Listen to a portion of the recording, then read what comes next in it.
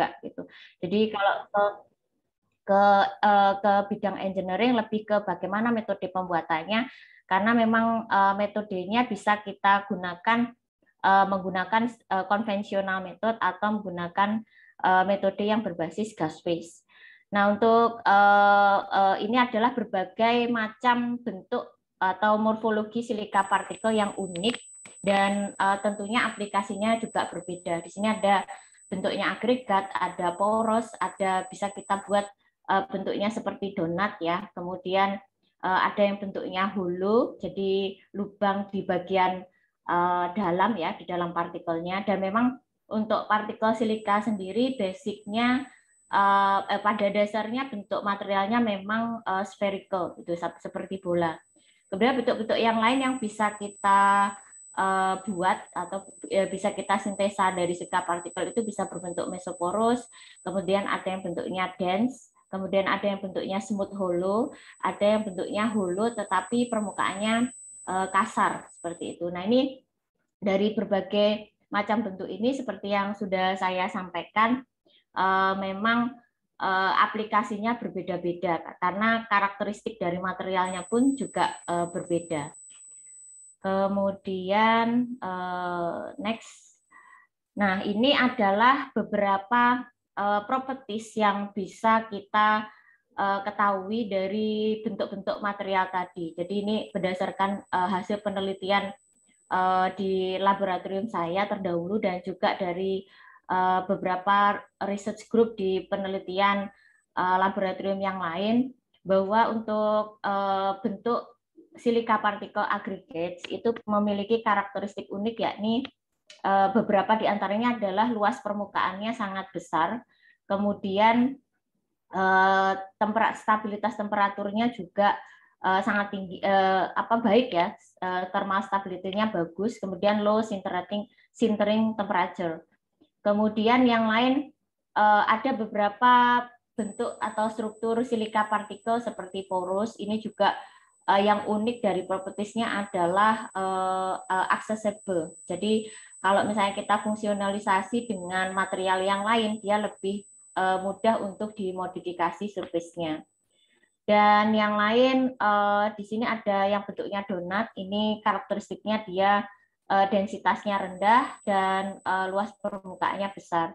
Nah, untuk densitas yang rendah ini nantinya bagus kalau aplikasinya digunakan, salah satunya adalah untuk deposisi thin film pada solar cell atau untuk anti reflective film ya.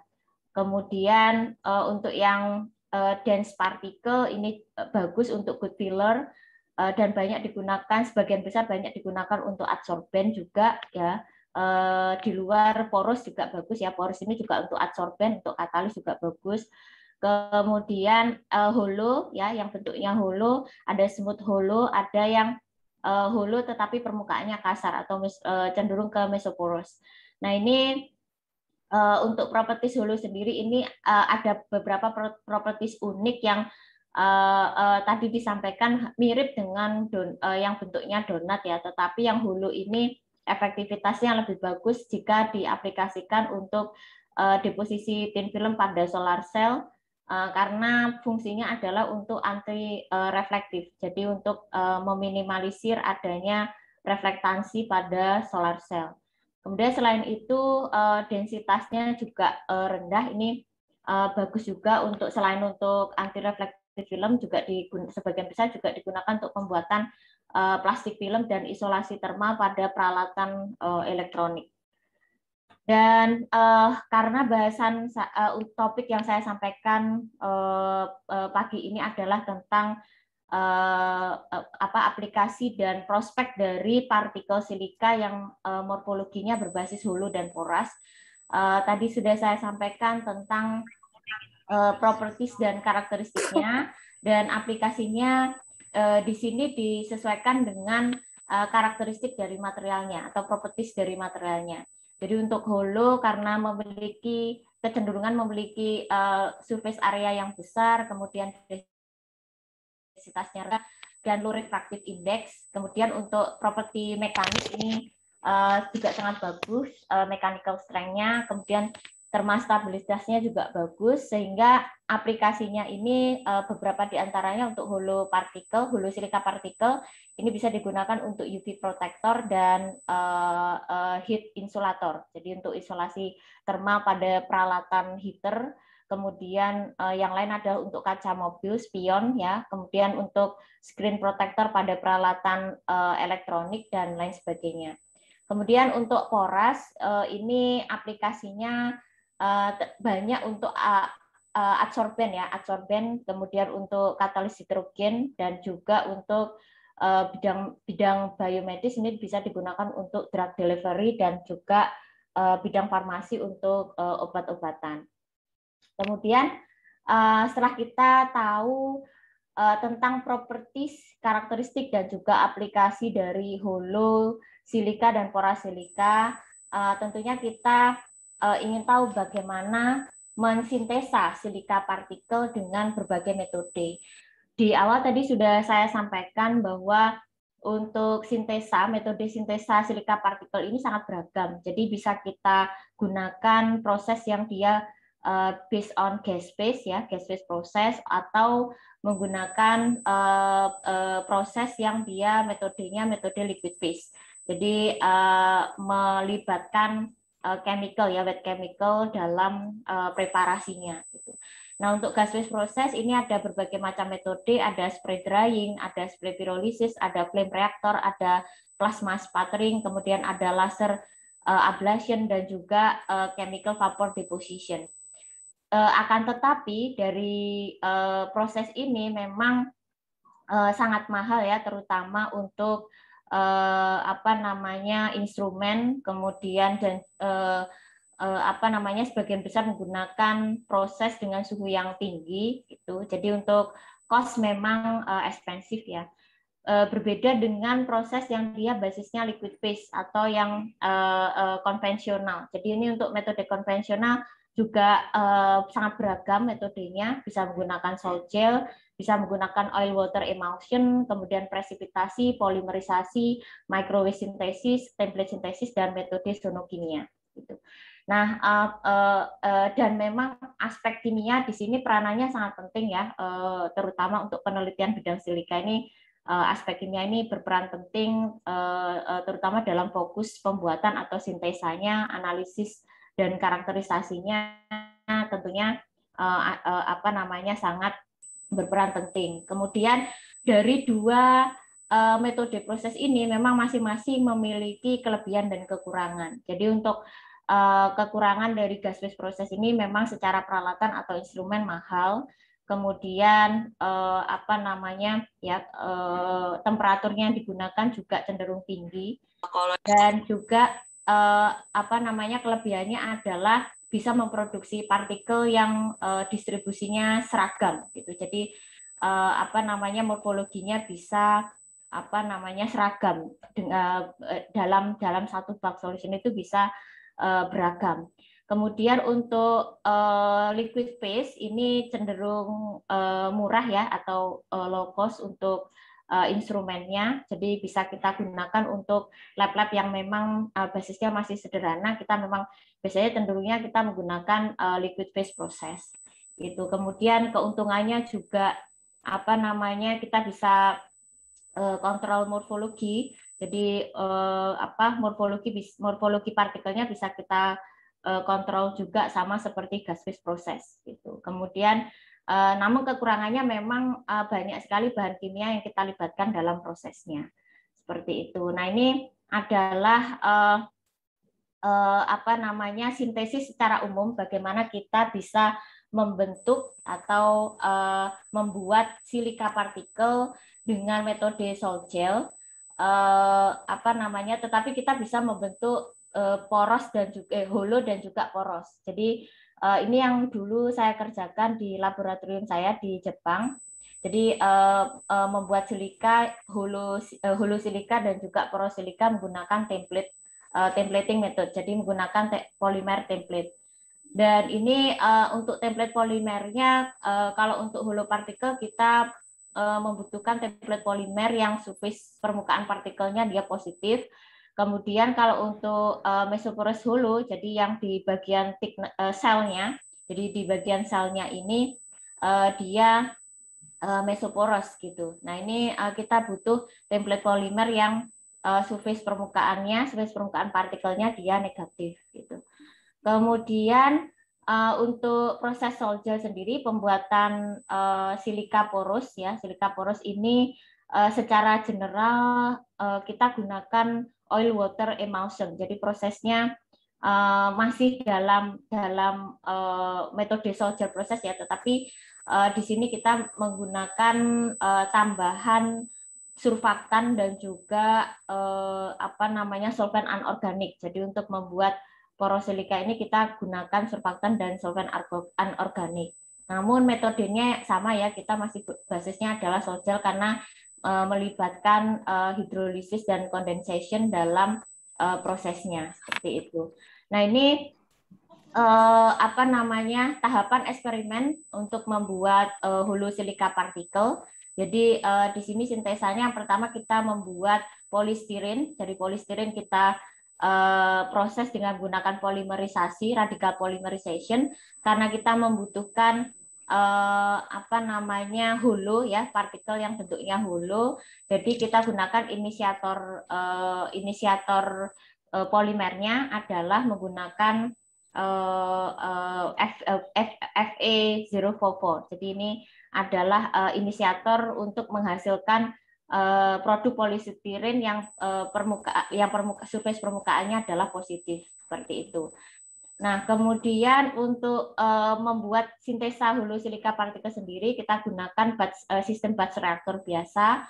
Kemudian nanti prosesnya melibatkan hidrolisis dan condensation, jadi melibatkan senyawa alkohol dan juga katalis amonia untuk bisa memproduksi hulu silika partikel. Kemudian nanti setelah didapatkan kolloidal partikelnya, kita lanjutkan dengan proses drying dan purifikasi dan menggunakan furnace untuk bisa meremove template-nya. Nah, ini adalah bentuk hulu silika partikel yang saya penelitian saya di Hiroshima. Jadi dulu saya menggunakan tetramethyl orthosilicate.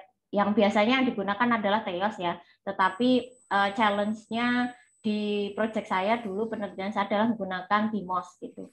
Nah ini dulu challenge-nya adalah untuk TIMOS sendiri memang ini adalah gugus alkosida yang laju reaksinya lebih cepat, 2 kali lebih cepat dari TEOS ya.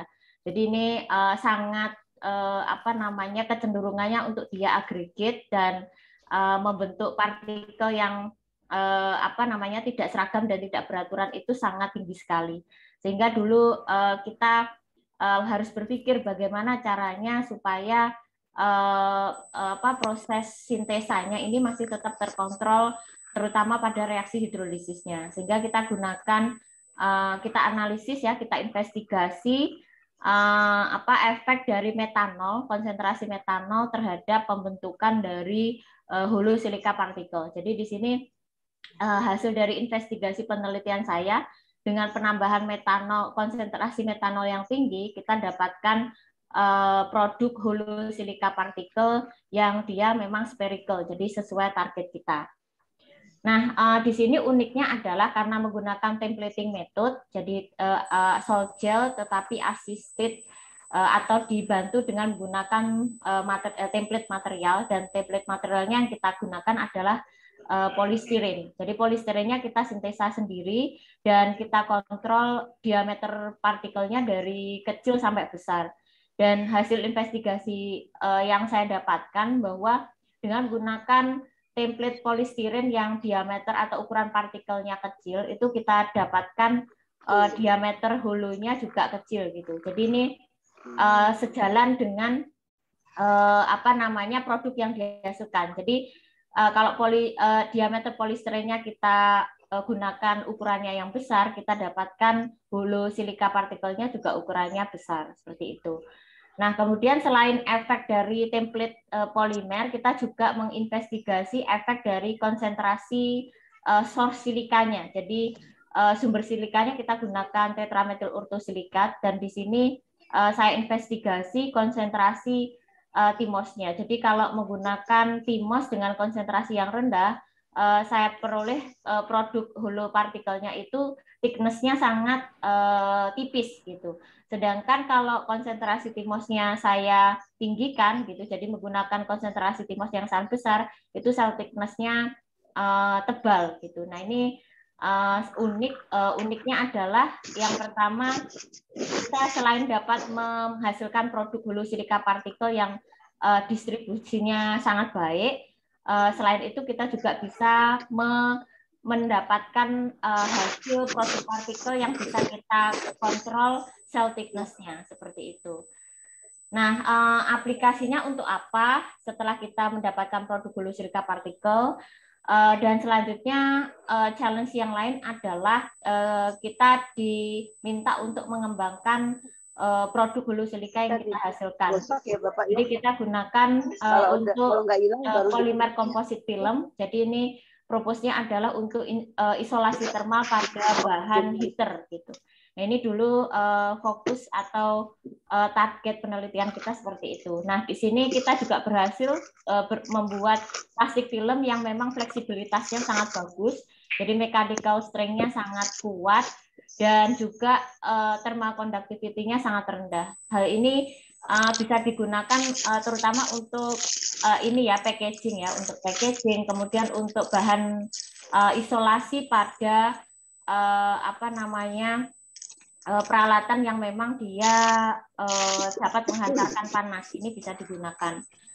Kemudian selain itu aplikasi dari hulu silika adalah bisa digunakan untuk anti refleksi. Jadi ini anti refleksi adalah salah satunya ini dicontohkan adalah pada sunglass ya atau kacamata gitu. Jadi produk kacamata kita juga ini berbasis dari bahan dasarnya kan dari silikon ya, akrilik silikon. Jadi untuk sifat optik dari materialnya pun kita tahu bahwa material untuk membuat apa namanya kacamata itu dia ada yang sifat optiknya yang adsorpsi ya, transmitansi dan juga refleksi. Nah, hulu silika ini digunakan sebagai bahan pelapis ya, bahan pelapis kaca supaya reflektansinya rendah gitu. Jadi yang terpantul sinar cahaya yang terpantul matahari yang terpantul dalam substrat kaca atau di sini solar cell ya. Jadi misalnya aplikasinya ke solar cell itu serapan cahayanya bisa lebih maksimum gitu dan yang terpantul bisa diminimalisir seperti itu. Kemudian ini yang seperti yang saya sampaikan tadi. Jadi untuk produk silika sendiri ya, untuk produk hulu silika memang sangat efektif bila digunakan untuk salah satunya digunakan untuk anti reflektif pada thin film solar cell. Itu selain untuk mengatur indeks refraktif ya, indeks refraktif juga bisa meminimalisir reflektansi cahaya matahari yang terpantul pada bahan semikonduktor supaya tidak banyak yang terserap lebih maksimal terserap ya cahaya mataharinya. Seperti itu. Kemudian selanjutnya adalah bagaimana mensintesa poros silika. Jadi setelah produk hulu silika dan aplikasinya, saya lanjutkan untuk bagaimana kita mensintesa poros silika dengan bahan dasar yang sama yaitu dari tetramethyl ortosilikat. Jadi secara garis besar sama ya sebenarnya menggunakan solder proses, tetapi bedanya di sini adalah ada penambahan apa namanya surfaktan yaitu hexadesiotriaminonium bromide dan juga N-oktan. Jadi ada penambahan oil di sini, ada anorganic solvent yang digunakan dalam prosesnya. Dan proses yang terlibat di sini kita sebut sebagai oil water emulsion process. Dan ini bedanya adalah kita tidak membuat template polistiren terlebih dahulu gitu, tetapi dalam satu prosedur kita bisa membuatnya dalam satu kali prosedur itu kita bisa langsung mengaplikasikan polistirennya untuk dapat dihasilkan produk silika poros. Nah, ini adalah produk silika poros yang kita hasilkan. Jadi kalau berdasarkan investigasi dengan apa namanya Dan di sini challenge-nya adalah karena memang bahan kimia yang digunakan dalam satu prosedur itu sangat banyak, jadi ada 8 senyawa bahan kimia yang kita gunakan, sehingga ini sulitnya adalah mengatur komposisi dari bahan-bahan kimianya, seperti itu.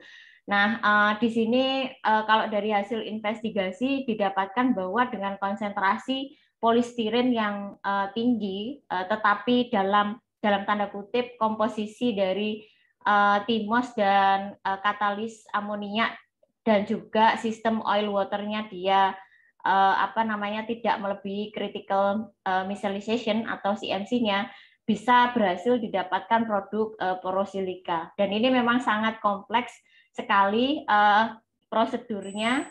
Saya 1 tahun baru bisa dapat menghasilkan produk produk porosilika ini. Jadi 1 tahun eksperimen dengan bahan kimia yang memang dalam satu prosedur ini sangat banyak ya, dan mengatur komposisinya satu dengan yang lain ini yang sangat sulit untuk mendapatkan produk partikel ini. Tapi ini challenge ya, bagi saya ini adalah tantangan untuk dapat menghasilkan atau mensintesa produk poros silika dari tetramethyl orthosilicate.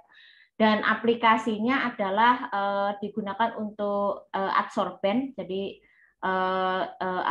di sini tidak saya tunjukkan ya, tapi untuk aplikasi dari material ini digunakan untuk adsorben zat pewarna, seperti itu. Kemudian di aplikasi yang lebih advance lagi, ini bisa digunakan di biomedis sebenarnya, untuk drug delivery juga bisa, seperti itu. Dan ini mungkin saya skip ya. Dan untuk penelitian saya, publikasi saya untuk pekerjaan ini, proyek ini, saya lebih lebih fokus pada karakterisasi materialnya. Jadi dari mensintesa, kemudian metodenya, investigasi metode dan juga komposisi materialnya, optimum kondisinya seperti apa, kemudian penentuan luas permukaan dan ukuran porinya, seperti itu. Nah, ini dari produk porosilika yang dihasilkan, memang hasil investigasinya sangat luas permukaannya sangat tinggi sekali. Jadi untuk namun memang didapatkan partikelnya ini tidak bisa terdispersi secara merata. Jadi kalau dari hasil investigasi TEM dan SEM-nya memang partikelnya ukurannya sangat besar, submikron, dan juga necking ya, dari satu partikel dengan partikel yang lain ini masih ada agregasi gitu.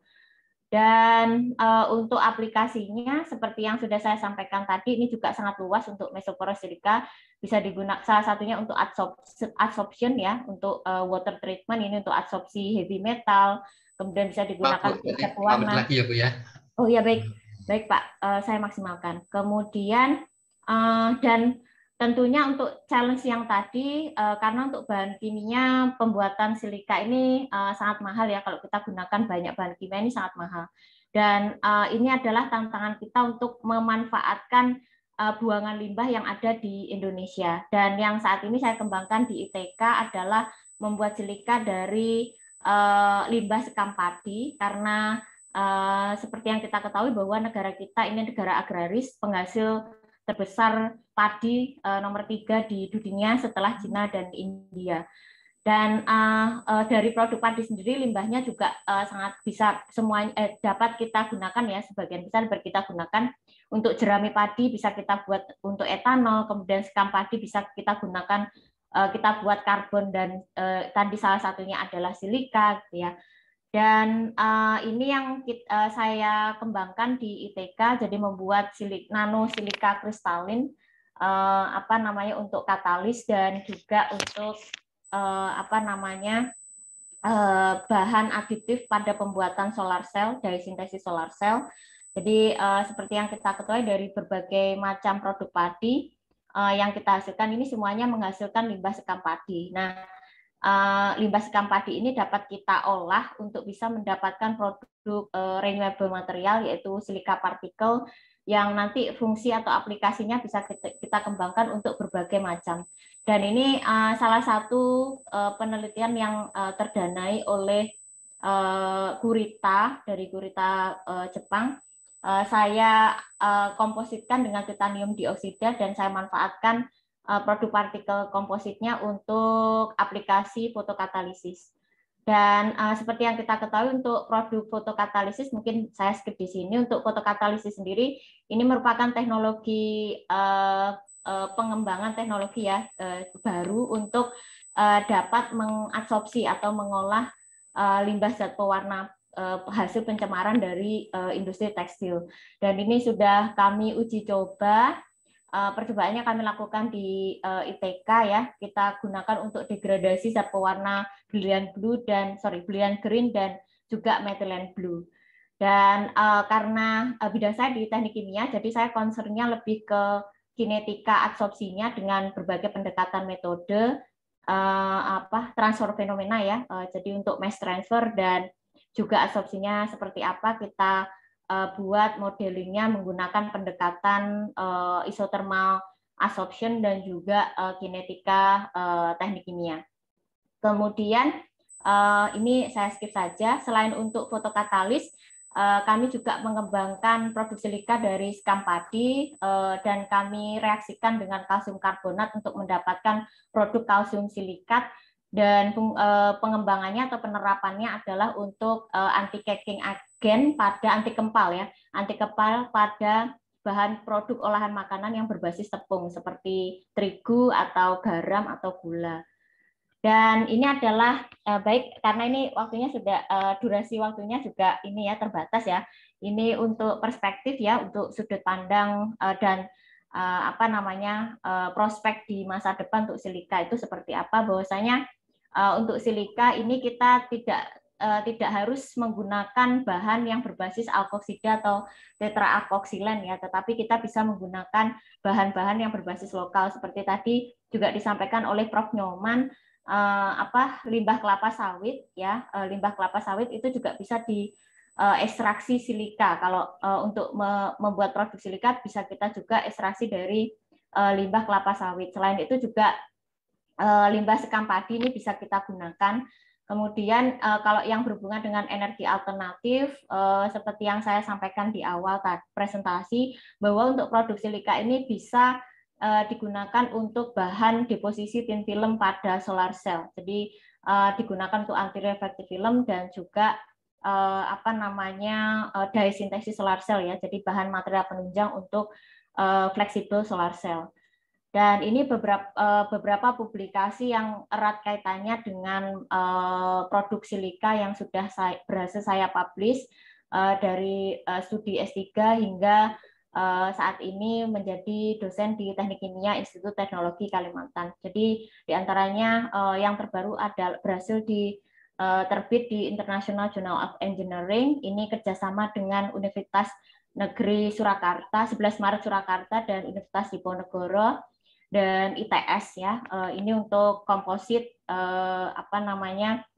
tungsten trioxide. Jadi selain silika saya juga mengembangkan material metal oksida, tapi memang concernnya lebih ke produk silika seperti itu. Dan terakhir saya sampaikan banyak terima kasih untuk Bapak Ibu yang sudah hadir dan partisipan teman-teman mahasiswa dan juga Bapak Ibu dari pimpinan Universitas Negeri Mula Warman yang sudah mengundang saya untuk menjadi narasumber dalam seminar nasional kimia terapan. Mohon maaf bila ada kesalahan yang disampaikan. Saya mohon maaf yang sebesar-besarnya. Saya kembalikan ke Bapak Surya Kusnapadi selaku moderator SNKT hari ini. Terima kasih. Baik, terima kasih Bu Dr. Engineering Lucy Ernawati. Menarik ya tadi penelitian terkait dengan pembuatannya silika oxide ya yang bisa dibuat bentuk volute atau porus ya. Baik, sambil berlangsung nanti kalau ada yang ingin bertanya bisa mengisi di chat. Nah, nanti juga ada form tersendiri. Kita akan lanjutkan dulu. Mohon maaf ya, nanti bertahan dulu. Kita akan lanjutkan dulu ke materi yang ketiga. Bu Isti Yunita sudah hadir ya.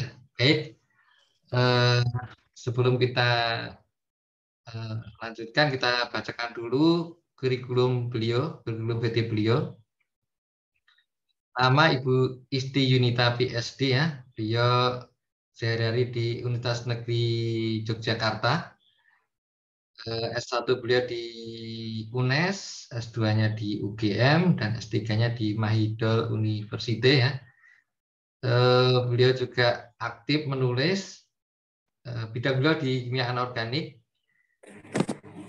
Banyak penulisan ini juga sumber pendanaan pengalaman penelitian juga banyak dari Thailand, dari Kemendikbud Dikti. Publikasi yang juga banyak ya. Baik, untuk mempersingkat waktu, kami persilakan pada Ibu Isti Yunita, waktu dan tempat kami persilakan. Oke, selamat pagi Pak Surja. Assalamualaikum warahmatullahi wabarakatuh. Assalamualaikum warahmatullahi wabarakatuh. Suara saya terdengar jelas, Jeh? Terdengar, Bu, jelas. Alhamdulillah. Selamat pagi, salam sejahtera, salam sehat untuk kita semua. Pertama, terima kasih karena undangannya luar biasa dari adik-adik, dari rekan-rekan Universitas Mula Warman. Deg-degan ini Pak Surja luar biasa. Speakernya luar biasa outstanding, jadi agak minder. Jadi pada pagi hari ini saya hanya ingin berbagi sedikit tentang pengalaman apa yang sudah saya kerjakan, kemudian nanti silakan kita berdiskusi banyak hal karena di speaker sebelumnya Bu Lucy, ini Mbak Lucy, itu luar biasa pekerjaan tentang silika. Jadi saya pengen ngawuruh apa ya namanya, ngawuruh ilmu, menimba ilmu gitu, karena ya agak mirip-mirip, agak mirip. Ada beberapa pekerjaan yang agak-agak mirip dan saya stuck on something di silika. Saya boleh share screen ya Bapak? Silakan.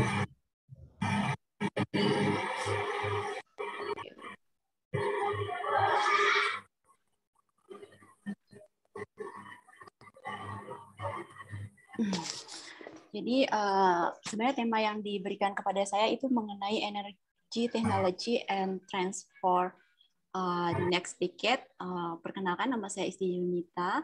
Tadi sudah di-mention oleh Pak Surya tentang saya. Begitu, memang saya sehari-hari di Universitas Negeri Yogyakarta. Tapi kalau sekarang enggak, Bapak, kan WFH ya. Jadinya jarang-jarang kita ke kampus ini. Apa kalau misalnya di Unmul juga masih sama seperti itu, Bapak? Sama, Bu. Iya, kuliah juga masih online, Jeh? Ya, rencana kalau jadi setelah UTS nanti bisa offline ya, tapi mungkin terbatas. Oh, kalau misalnya praktikum juga masih sama, Bapak? Iya, sama, Bu. Masih online.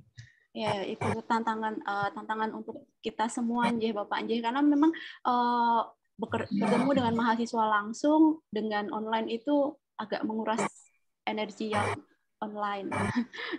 Kadang-kadang sampai aduh mata perih entah gara-gara kebanyakan laptopan apa kebanyakan tidur saya kurang bisa membedakan akhirnya.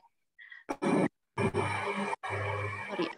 Yang pertama, pendorong utama tentang masa depan energi yang sudah kita ketahui semuanya gitu ya. Ini bukan sesuatu yang baru, topik yang baru sekarang ini.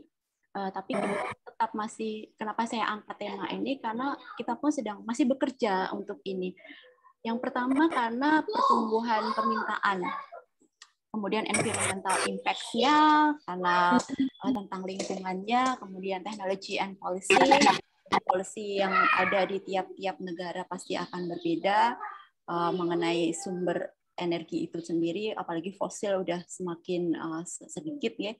Kemudian supply challenges, tadi di sebelumnya Bu Lucy sudah mention tentang solar cell, itu karena memang tantangan di supply energinya, kemudian security of supply, itu banyak sekali peraturan-peraturan dari negara yang tentang mengatur tentang supply energi. Ini adalah salah satu growing energy demands yang saya ambil dari IEA-WO tapi tahun 2004. Nanti ketika di tahun 2030 ternyata pertumbuhan atau permintaan energi akan semakin banyak pasti karena banyak sekali manusianya gitu nggih. Jadi kebutuhannya dengan pertumbuhan manusia yang semakin meningkat otomatis permintaan tentang energi itu pasti akan lebih besar. Nah, ini adalah global primary energy sources-nya yang sering kita pakai, yaitu oil sekitar 36,4%, kemudian nuklirnya itu masih 6,3%, kemudian hydro 6%, dan kita pun kalau misalnya kita melihat tren penelitian yang ada juga sekarang sedang mengarah ke pemanfaatan hidrogen dari sources yang ada, karena memang untuk menggantikan sumber-sumber energi yang sering dipakai oleh kita. Kemudian coal-nya 27,8% dan ini sudah semakin menipis. Kemudian natural gas. Nah, ini yang sebenarnya di Indonesia itu yang menjadi salah satu yang menarik dari dunia luar itu untuk mengembangkan penelitian, karena di Indonesia banyak sekali natural gas-nya. Hanya karena mungkin kita masih terbentur kalau misalnya penelitian banyak narasumber hari ini pasti sudah paham apa tantangannya meneliti di Indonesia. Nah, sehingga banyak sekali sumber-sumber yang ada belum terpakai gitu. Tapi tidak masalah kalau zaman sekarang sudah ada kerjasama penelitian internasional dan sebagainya, kita tinggal store aja sources-nya, bahannya, kemudian apa yang ada, mereka nanti tinggal di bagian apa mereka akan membantu kita.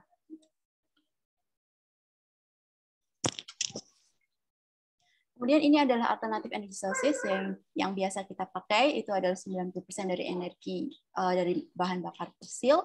Kemudian bentuk energi lain dari bahan bakar fosil itulah yang kita sebut sumber energi alternatif yang sekarang juga masih sangat berkembang. Jadi banyak juga penelitian-penelitian yang sekarang ini meneliti di sumber energi terbarukan. Sumber energi alternatif itu terbagi menjadi dua, itu umum, adik-adik partisipan pasti juga ada ini di kuliahnya, saya hanya sedikit merefresh. Kadang-kadang kita sedikit lupa ya apa itu alternative energy sources-nya. Yang pertama itu non-renewable energy sources dari nuclear power, kemudian geothermal power yang tadi karena kita punya banyak gunung Merapi, berarti otomatis geothermal power-nya juga banyak sebenarnya. Hanya kita bingung nih mau kita aplikasikan apa ini di situ. Jadi adik-adik yang sudah di semester akhir bisa kalau misalnya punya ide di geothermal power disampaikan ke dosen pembimbingnya tentang ini Bu, karena sources-nya banyak. Nah, ini adalah plan-plan yang ada di luar negeri tentang nuclear power dan geothermal power.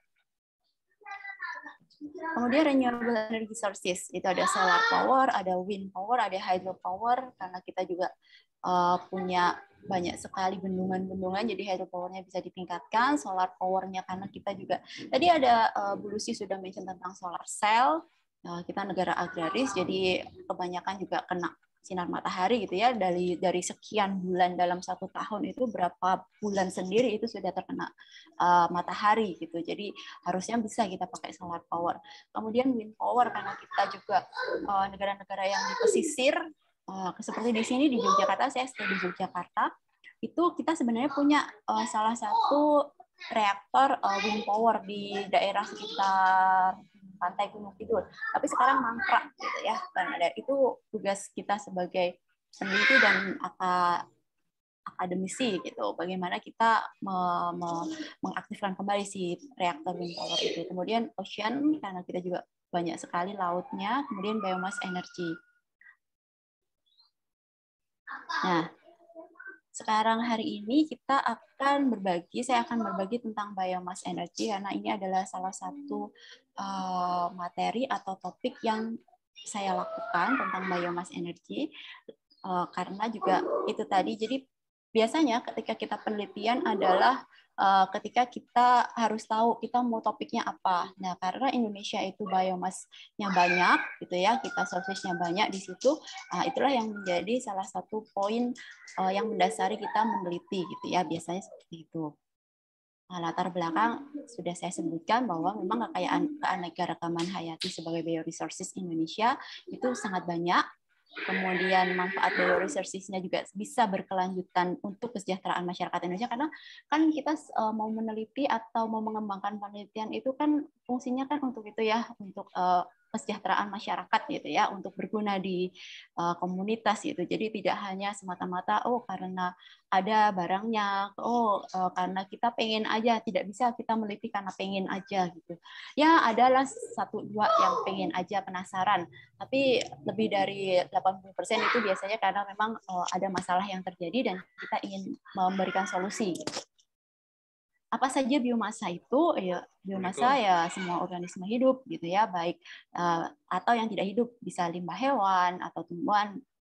Yang sering juga kita bisa bikin gas meten dari kotoran hewan gitu, atau limbah industri dan kota.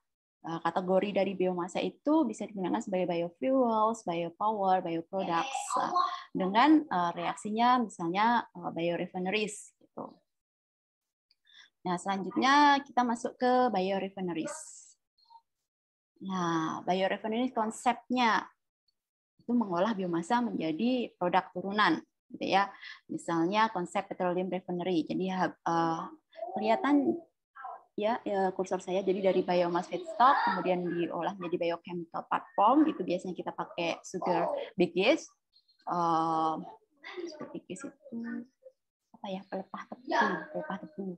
Kemudian biogas platform gitu ya, atau bisa dengan thermochemical platform, bisa pakai pyrolysis, ada gasification. Nah, ini adalah proses-prosesnya. Kemudian bisa dengan carbon rich change atau biodiesel. Nah, setelah itu dia prosesnya itu biasanya kita combine antara heat dan power, kemudian fuels, kemudian chemicals dan material. Gitu. Hanya kalau sekarang ini kita trennya bagaimana kita membuat penelitian itu lebih green gitu ya, green chemistry, 12 konsep green chemistry gitu kalau misalnya di kuliah mah. Bagaimana caranya kita mengkonsepkan mengeset satu reaksi itu yang ramah lingkungan, misalnya tidak menggunakan thermal gitu ya, atau suhunya masih standar gitu, nggak suhu tinggi, atau misalnya chemicalnya tidak terlalu banyak gitu lah. Nah, ini adalah salah satu hasilnya dari biorefinery, yaitu biofuels. Kalau di Indonesia karena kita masih punya kelapa sawit, tapi kalau melihat berita-berita yang ada kan banyak sekali lahan-lahan kelapa sawit yang sudah beralih fungsi gitu ya. Jadi kita juga perlu concern tentang itu. Kalau ketika kelapa sawitnya sudah menjadi perumahan atau area industri, tambang, itu kita mau pakai bahan bakar dari apa gitu. Misalnya juga kita sering sekali mendengar tentang bioetanol, itu bisa digunakan sebagai bahan bakar atau aditif bensin. Hanya saja memang harganya masih terlalu mahal gitu kalau misalnya mau dipakai sehari-hari.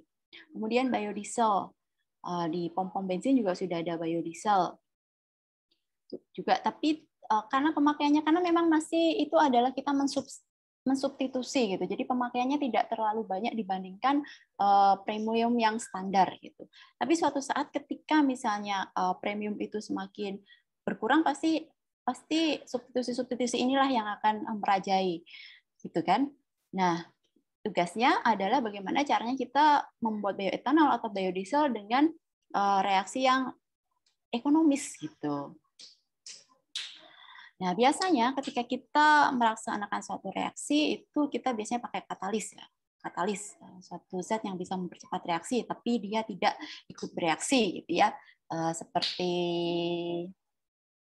apa namanya itu, mak comblang.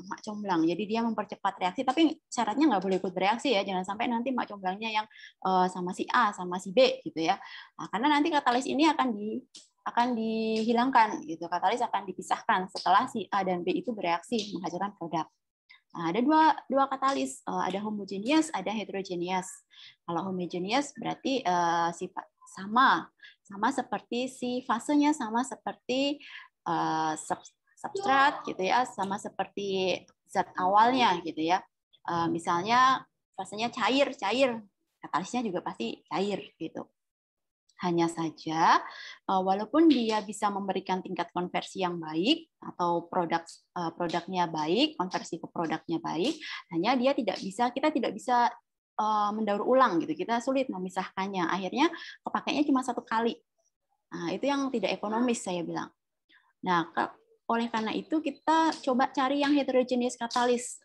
Konversinya nggak sebagus si homogeneous, tapi karena dia bisa diambil, bisa dipisahkan, bisa didaur ulang, kita bisa pakai lagi itu katalis. Yang akhirnya kan dia akan memperkecil ekonomi kita gitu ya, pengeluaran kita untuk beli katalis yang baru gitu.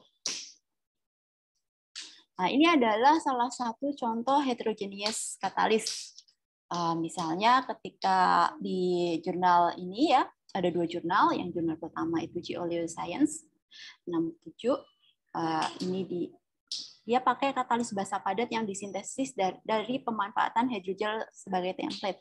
Ini adalah salah satu proses atau reaksi yang dikerjakan di lab kami selama saya kuliah di sana gitu. Kami sedang mengembangkan katalis ini. Kemudian yang kedua adalah katalis magnetik ya, karena sekarang ini kan concern-nya kan bagaimana caranya ketika tadi dari katalis ada 2, homogeneous dan heterogeneous. Ternyata yang bagus heterogeneous nih karena mudah didaur ulang. Habis kita pakai nih heterogeneous katalis, kita punya masalah baru lagi. Bagaimana cara pemisahannya? Nah, sekarang ini orang-orang lebih senang misalnya pakai sifat magnetiknya. Jadi ketika kalian punya 1 beaker gelas, di situ ditaruh katalis, di situ ditaruh zat yang akan bereaksi. Kemudian cara memisahkannya ketika produknya sudah berhasil ya tinggal tempel aja magnetnya.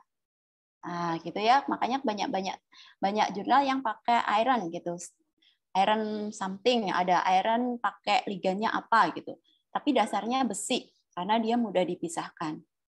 Kalau zaman dulu kan selain pakai sifat magnetik itu pakai filtrasi. Nah, kadang-kadang di filtrasi itu juga agak susah karena produknya akan nempel di kertas filtrat, misalnya ada yang seperti itu. Nah, ini ketika kita melakukan, jadi setelah tadi kita di lab itu sering menggunakan hydrogel sebagai template untuk sintesis katalis, gitu ya, yang akhirnya katalis ini akan digunakan pada proses biorefinery. Nah, ini salah satu juga yang kita kerjakan, tapi kita belum publish karena masih banyak data-data yang harus kita kumpulkan gitu ya. Ini kita memakai hydrogel sebagai model template untuk sintesis katalis. Hydrogel yang kita pakai itu ini apa namanya? Soun. Apa ya itu ya? Mie yang untuk soto gitu ya. Kita pakai itu sebagai template-nya untuk sintesis katalis. Nah, pada saat itu kita memakai gold, gitu. Kita pakai gold dengan sumbernya adalah prekursornya adalah gold larutan gold, gitu ya. Kemudian kita sintesis dengan microwave. Ternyata kita bisa mensintesis 1 katalis berukuran nano. Hanya saja ini warnanya masih ungu. Artinya ukuran dari partikel itu masih besar. Karena kan kalau misalnya gold nanopartikel kan juga degradasi warnanya itu menunjukkan bahwa berapa sih ukuran dari nanopartikel. Nah, ini adalah salah satu contoh yang lain yang ini sudah publish dari teman satu laboratorium. Itu dia membandingkan juga memvariasi antara kita pakai microwave, jadi metodenya microwave. Jadi di situ dia memvariasi berapa waktu untuk microwave ini. Nah, ternyata waktu juga berpengaruh terhadap ukuran dari nanopartikel. Nah, salah satu yang kita lakukan tadi yang sudah saya mention adalah penggunaan hydrogel. Hydrogel itu tadi soun, mie dari mie soto gitu ya. Kemudian kita variasi dari 1-step catalyst, 2-step catalyst, 3-step catalyst, yang artinya misalnya yang 1-step catalyst itu hanya hydrogel dengan KF saja. Kemudian dikantasi kita juga pakai microwave, jadi kita pengen menggunakan satu cara yang mudah gitu ya, satu cara sintesis yang mudah yaitu memakai microwave gelombang mikro secara 5 menit saja, kemudian dikalsinasi, selesai. Kemudian yang kedua itu habis diberi KF gitu ya, habis ditetesi KF, kemudian microwave. Kemudian, I'm sorry, ini kayaknya ada yang salah ini. Saya cut-nya ada yang salah. Microwave-nya 2 kali, gitu ya.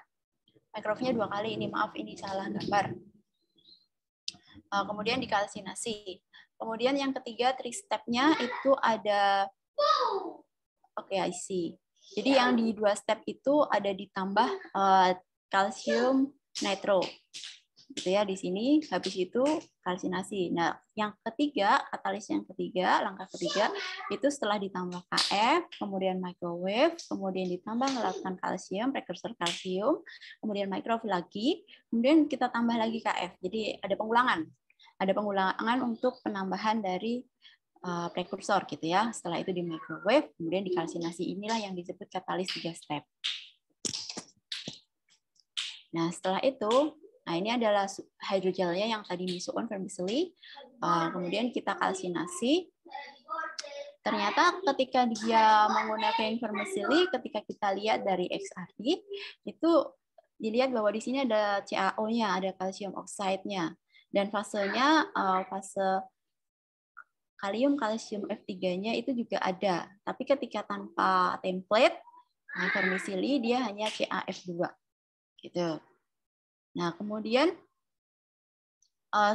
ini adalah salah satu metode yang kita propose bahwa nanti soybean oil, kemudian ditambah metanol, kemudian katalis, kita hasilnya akan seperti ini, biodiesel dan gliserol, gitu ya.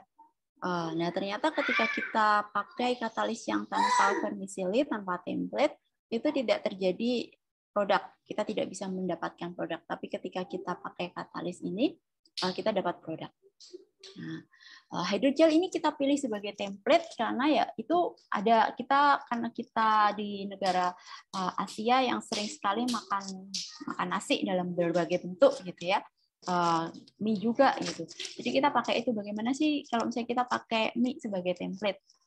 Sebenarnya kalau misalnya kita kenapa pakai misuon? Karena itu yang tercetus di pikiran pertama kali. Sebenarnya misalnya pakai mie yang lain juga pasti akan bisa. Hanya nanti produknya si nanokatalis itu, nanomaterial itu akan berbeda di ukuran.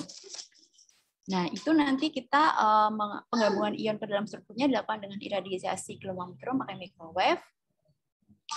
Kemudian hidrogel dengan ion yang diserap dikalsinasi pada suhu 800 derajat. Jadi template-nya akan hilang. Jadi setelah kita mensintesis nanomaterial, nanokatalis memakai template, habis itu kita kalsinasi untuk menghilangkan si template itu. Jadi ketika kita melakukan reaksi biorefinery gitu dengan katalis itu, si template ini tidak akan mengganggu. Nah, ini adalah hasil dari HNMR dari semua katalis yang kita punya. Setelah dilakukan satu reaksi dengan biorefinery, ternyata katalis A itu tidak ada penambahan salt dan ada penambahan salt 1 kali, itu yield dari produk yang kita dapat adalah 0. Nah, jadi sehingga kita bisa bilang bahwa ini tidak aktif untuk transesterifikasi minyak kedelai. Kemudian lanjut kita bandingkan dengan katalis 1 langkah yang C dengan katalis 2 langkah. Itu menunjukkan situs basa yang lebih kuat dengan kekuatan dasar pada kisaran yang lebih luas, yaitu 7,2 sampai 15. Karena salah satu yang kita tahu bahwa ketika kita mau melakukan reaksi transesterifikasi itu kita harus memakai katalis yang memiliki kekuatan basa tinggi, gitu ya, katalis basa. Sehingga otomatis yield yang kita dapat untuk konversi si minyak kedelai ini, transesterifikasi minyak kedelai ini akan lebih tinggi. Kemudian ketika kita pakai dengan katalis 3 step, itu ternyata juga yield dari yang kita dapatkan juga tinggi, tapi kemudian akan menurun seiring perbedaan dari konsentrasi si saltnya, gitu ya. Jadi kita juga memvariasi dari konsentrasi salt yang kita pakai dari 2,5, 1,25 dan 0,625. Tuh. Ketika konsentrasinya CaNO3 2 kali lebih tinggi menunjukkan kekuatan basa yang lebih tinggi, sehingga otomatis yield yang didapatnya akan lebih tinggi. Lanjut, setelah kita dapat data tadi, kita ambil beberapa katalis untuk dibandingkan surface area dan pore size-nya. Kita bandingkan katalis E dan G. Kenapa? Karena kita membandingkan antara katalis 2 langkah dan katalis 3 langkah. Walaupun yield-nya juga sama-sama besar. Tapi kan kalau misalnya kita berpikiran bahwa ketika misalnya kita bisa pakai katalis 2 langkah untuk mendapatkan yield yang sama besarnya, ya kita mending pakai katalis 2 langkah. Karena kan kita akan irit untuk penggunaan chemical itu sendiri. Nah, ternyata ketika diukur surface area dan pore volume-nya, pore size-nya, itu katalis 2 langkah dia memiliki surface area yang lebih besar. Kemudian pore volume-nya juga lebih besar, surface area-nya juga lebih besar. Sebentar, Jeff.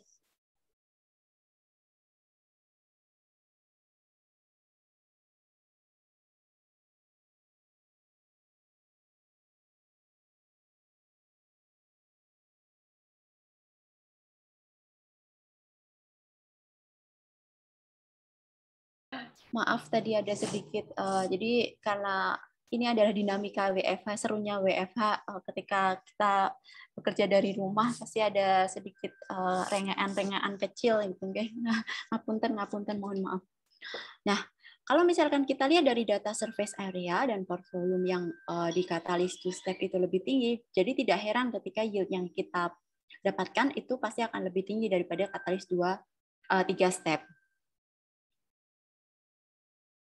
Di katalis 2 langkah dan 3 langkah sebenarnya juga masih menunjukkan ukuran pori yang sejenis mesopori, karena ukuran porinya 2 nanometer, kan gitu ya, mesopori adalah satu katalis yang memiliki atau satu material yang memiliki besaran 2 nanometer sampai 50 nanometer.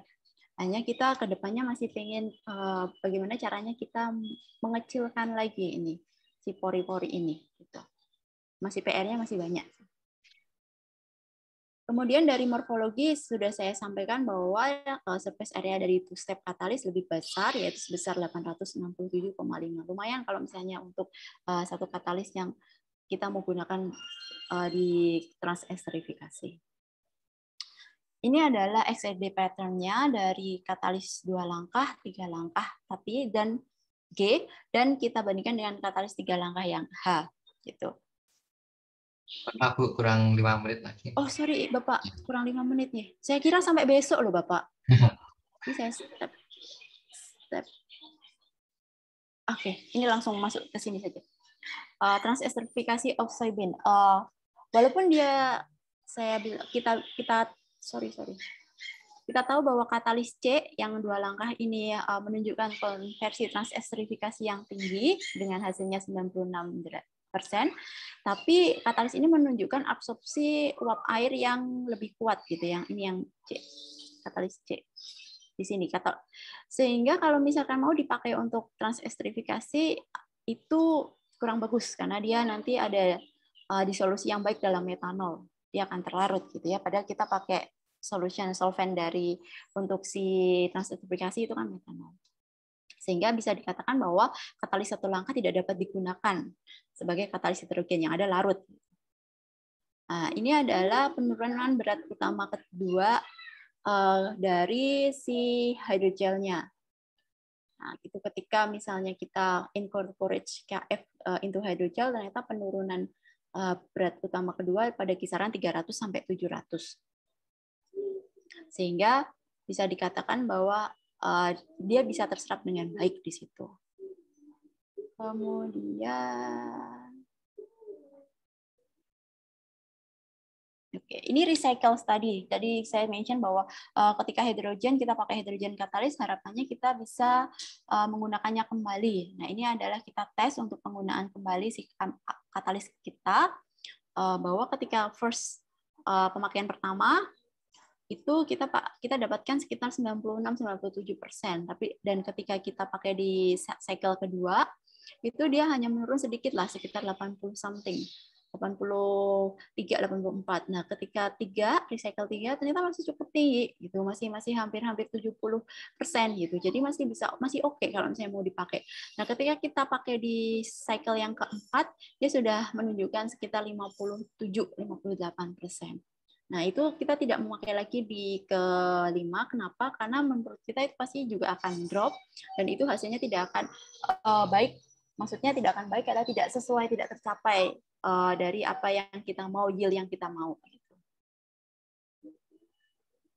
Nah, ini adalah kesimpulan dari saya dari hari ini, yaitu memang banyak sekali penelitian mengenai energi terbarukan yang telah difokuskan pada desain, sintesis dan aplikasi katalitik katalis nanopori untuk konversi bahan baku. Karena ketika kita tadi mau menemukan atau mensintesis satu katalis, desainnya ya harus tahu mau konversi menjadi apa, mau yieldnya seberapa gitu ya. Salah satu katalis baru yang kami kembangkan adalah katalis yang berbasis dengan template vermicelli atau hydrogel dengan penambahan salt, Kf dan CaNO3 2 kali dengan menggunakan iradiasi gelombang microwave. Selanjutnya dikalsinasi untuk menghilangkan si template. Rendemen yang didapat dari transestrifikasi minyak itu sekitar 96% ya, dengan katalis yang terbaik itu preparasi katalis 2 tahap. Demikian presentasi dari saya. Kurang lebihnya saya mohon maaf. Kalau waktu saya kembalikan kepada moderator. Suwun. Baik, terima kasih Bu Isti Yunita yang telah menyampaikan paparannya ya terkait dengan desain katalis ya. Baik, Bapak Ibu, kita lanjutkan ke sesi berikutnya ya, yakni diskusi atau tanya jawab. Untuk sesi ini nanti kita sampaikan, jika ada yang ingin bertanya secara langsung bisa raise hand, atau kalau ingin menuliskan di chat bisa silahkan menuliskan di izin bertanya Pak Suryo. Baik, silakan Pak Rudi, kami silakan. Ya, terima kasih nih atas kesempatan yang diberikan. Mungkin saya akan bertanya kepada Ibu Nyoman ini, Bu. Nah, jadi saya agak tertarik ini dengan bahan yang disampaikan tadi. Yang saya lihat tadi ada dari tangkos sawit, Ibu ya, tanda kosong.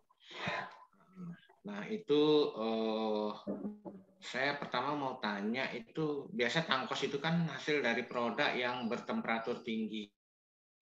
Nah, apakah tadi mikrobah yang didapat tadi itu dari tangkos yang memang dari awal bakteri atau mikrobah itu ada di situ, atau mungkin setelah jadi tangkos dia muncul di sana gitu Bu ya.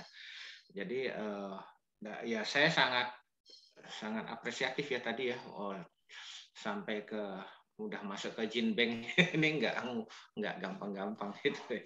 Jadi kemudian itu apa namanya bifungsional tadi itu sudah sampai tahap purifikasi tunggal atau gimana Bu ya? Saya lihat tadi sudah ada beberapa jenis plasmid ya yang lumayan kecil-kecil ya, antara 500 sampai 7 kb ya, 500 base pairs BP dengan sampai 7 kb ya, 7 kb ya. Nah, kemudian di dalam aplikasinya nanti atau memang sudah diaplikasikah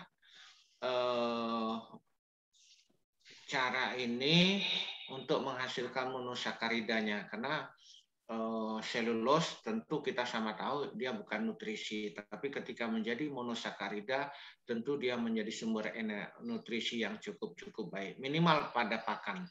Jadi pakan ternak atau apa itu sangat potensial sekali. Dan ini kabar yang sangat menggembirakan karena selama ini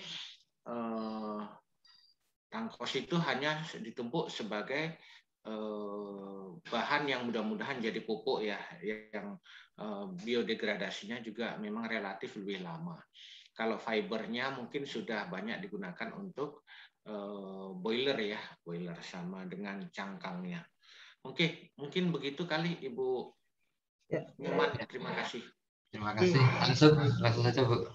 Ya baik, terima kasih Pak Rudi atas tanggapan dan juga pertanyaan dan juga masukan. Ini sangat bagus sekali untuk sharing bersama ini best practices-nya. Terima kasih juga Pak Surya yang sudah mengarahkan kami. Jadi begini, TKKS itu kan menumpuk kayak sebagai menggunung gitu ya, seperti mungkin kita bilang sampah ya tidak, karena nilai karbohidratnya sangat tinggi, masih 80% menyimpan energi. Jadi kami untuk pendekatan kami ini ada dua. Kalau yang tadi selulase itu adalah kita mengambil dari tumpukan sampah tadi, tapi teknologi yang kita gunakan dalam biocatalyst engineering adalah metagenomic. Jadi kita tidak melihat bakterinya itu apa, karena sebetulnya sebagian besar bakteri itu kan tidak semua bisa dikulturkan, ditumbuhkan. Nah, maka kita ambil semua materi genetik yang ada, baik dari bakteri yang bisa dikulturkan maupun tidak. Itu pendekatan metagenomik seperti itu. Jadi kita ambil sampel, kemudian kita mengisolasi DNA totalnya. Jadi DNA total artinya baik unculturable maupun culturable. Tapi tentunya kita berharap kalau di metagenomik itu kebanyakan bisa yang unculturable gitu ya, potensinya yang kita akan ambil.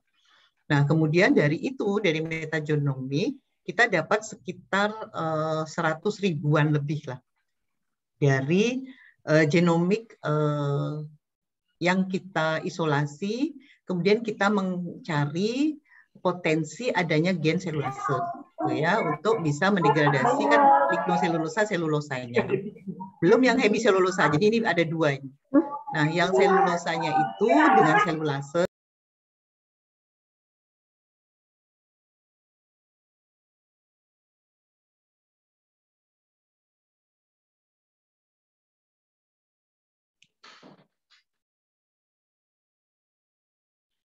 Suaranya hilang Ibu ya. Ya, terputus sepertinya. Oh iya, itu muncul Ibu. Masih unmute itu. Oh, masih unmute Bu. Baik, terubah unmute. Jadi kita ada dua pendekatan, tadi sampai di yang metagenomik. Nah, metagenomik itu dapat sekitar 100 ribu pustaka metagenom. Kalau genomic library kan satu bakteri, kita ambil genomnya, kemudian kita gunakan genomic library, tapi dari satu bakteri. Kalau ini enggak, kita tidak tahu bakterinya apa yang tumbuh di sampah itu, baik yang bisa dikulturkan maupun tidak, kita dapat 100 ribu koleksi gen. Nah, dari 100 ribu lebih koleksi gen itu, kemudian kita searching fungsionalnya, itu tahapan metagenomik. Jadi kita mau ngambil gen yang berfungsi sebagai peran sebagai selulase. Nah, dari situ kita dapat, kemudian kita analisis dan kita cari yang masih baru. Jadi ada keunikan sifat. Artinya kalau masih baru itu caranya kita align dengan data bank, gen bank. Jadi misalnya seperti kami itu bisa menyumbangkan di data gen bank, termasuk data protein database di bank data protein base, itu data PDB, itu karena barunya. Jadi biasanya kalau enggak itu sulit untuk nembus ke gen bank maupun protein data bank. Nah, kemudian kita cari yang selulasenya itu memang unik. Unik itu dalam sisi biokatalis itu ada dua. Unik dalam sifat biokimia dalam dia melaksanakan mekanisme kerja atau unik dalam sekuennya, gennya. Jadi ada asam amino yang berbeda dibandingkan dengan asam amino selulase pada umumnya. Nah, ini juga kami dapatkan, misalnya kita dapat karbohidrat binding modul, jadi yang mengikat si polimer lignoselulosa itu ternyata biasanya di struktur protein yang sudah ditemukan itu asam aminonya tirosin gitu. Tapi kita asam aminonya fenilalanin. Nah, ini kan beda. Makanya dia keluar sebagai akar baru. Nah, ini yang kami lakukan untuk selulase, jadi metagenomic analysis. Nah, kemudian publikasi yang baru kemarin itu ada beberapa sifat-sifat yang beda, misalnya termostabilitas. Jadi betul Pak, memang butuh suhu yang tinggi. Jadi kita melihat stabilitas terhadap suhu itu sampai seberapa jauh kalau akan digunakan misalnya sebagai pengolahan untuk pupuk ataupun untuk pakan. Itu mungkin yang pertama yang kita lakukan. Kemudian yang kedua bifungsional. Nah, yang bifungsional ini tidak pada sifat selulase yang kita kerjakan, tapi yang kedua. Jadi kan karena lignoselulase itu pada biomass itu ada 3 komponen utama, karbohidratnya adalah selulosa dan hemiselulosa, non-karbohidratnya adalah lignin. Nah, yang 2 ini 80% sumber energi. Nah, ada 2 enzim yang berperan utama selain ada pektinase ya, yaitu selulase dan hemiselulase, karena di situ ada hemiselulosa. Nah, yang untuk hemiselulase ini kita kembangkan supaya kita nanti bisa membuat koktail, enzim koktail. Nah, yang hemiselulase itulah yang bifungsional yang kita cari. Karena pasti banyak juga temuan orang silanase lah, ya arabino, tapi kita cari yang punya sifat bifungsional. Artinya harapan tadi Pak Rudi, agar kalau bifungsional harapan kita bisa menghasilkan monosakarida. Nah itu betul. Jadi nggak hanya endo saja atau ekso saja, endo digabung sama ekso gitu. Sehingga akhirnya endonya menghasilkan oligo, eksonya menghasilkan mono. Nah, yang oligo bisa digunakan sebagai prebiotik, misalnya untuk pakan dan sebagainya.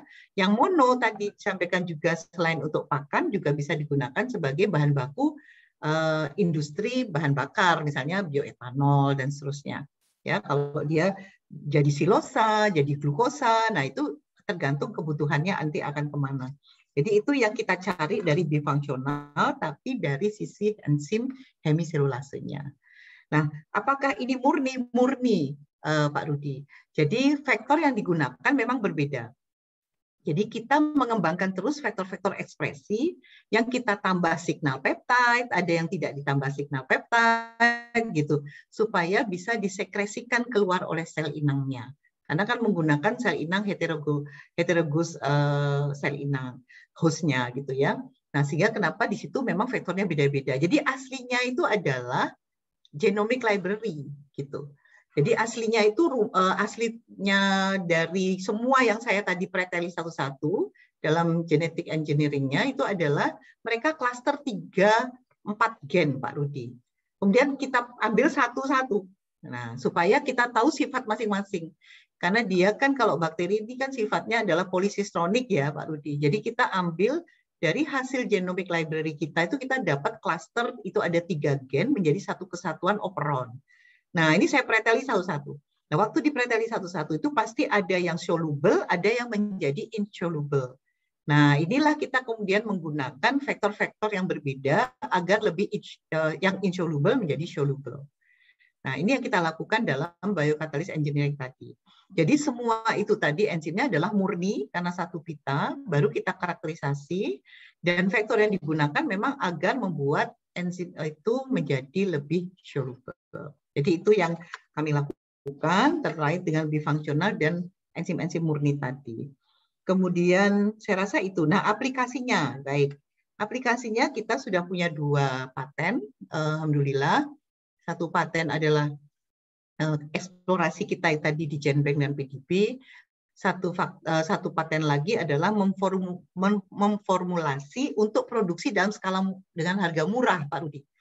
Jadi kalau kita di lab itu kan kita pakai LB, pakai medium yang susah-susah gitu ya, yang mahal-mahal, yang harganya setengah kilo aja sudah jutaan gitu kan Pak.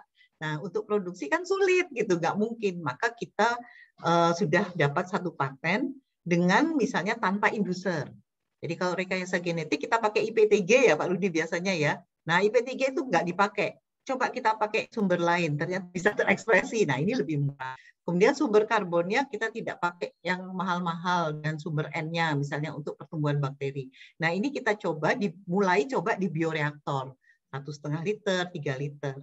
Nah alhamdulillah 2016 kita dapat paten formulasi, 2012 kita dapat paten yang eksplorasi tadi. Nah sehingga sekarang tahun ini kita dapat KDRK Matching Fund untuk membangun teaching industry yang bisa memproduksi enzim tersebut dalam konsorsium. Konsorsium ini kita juga coba di bioreaktor.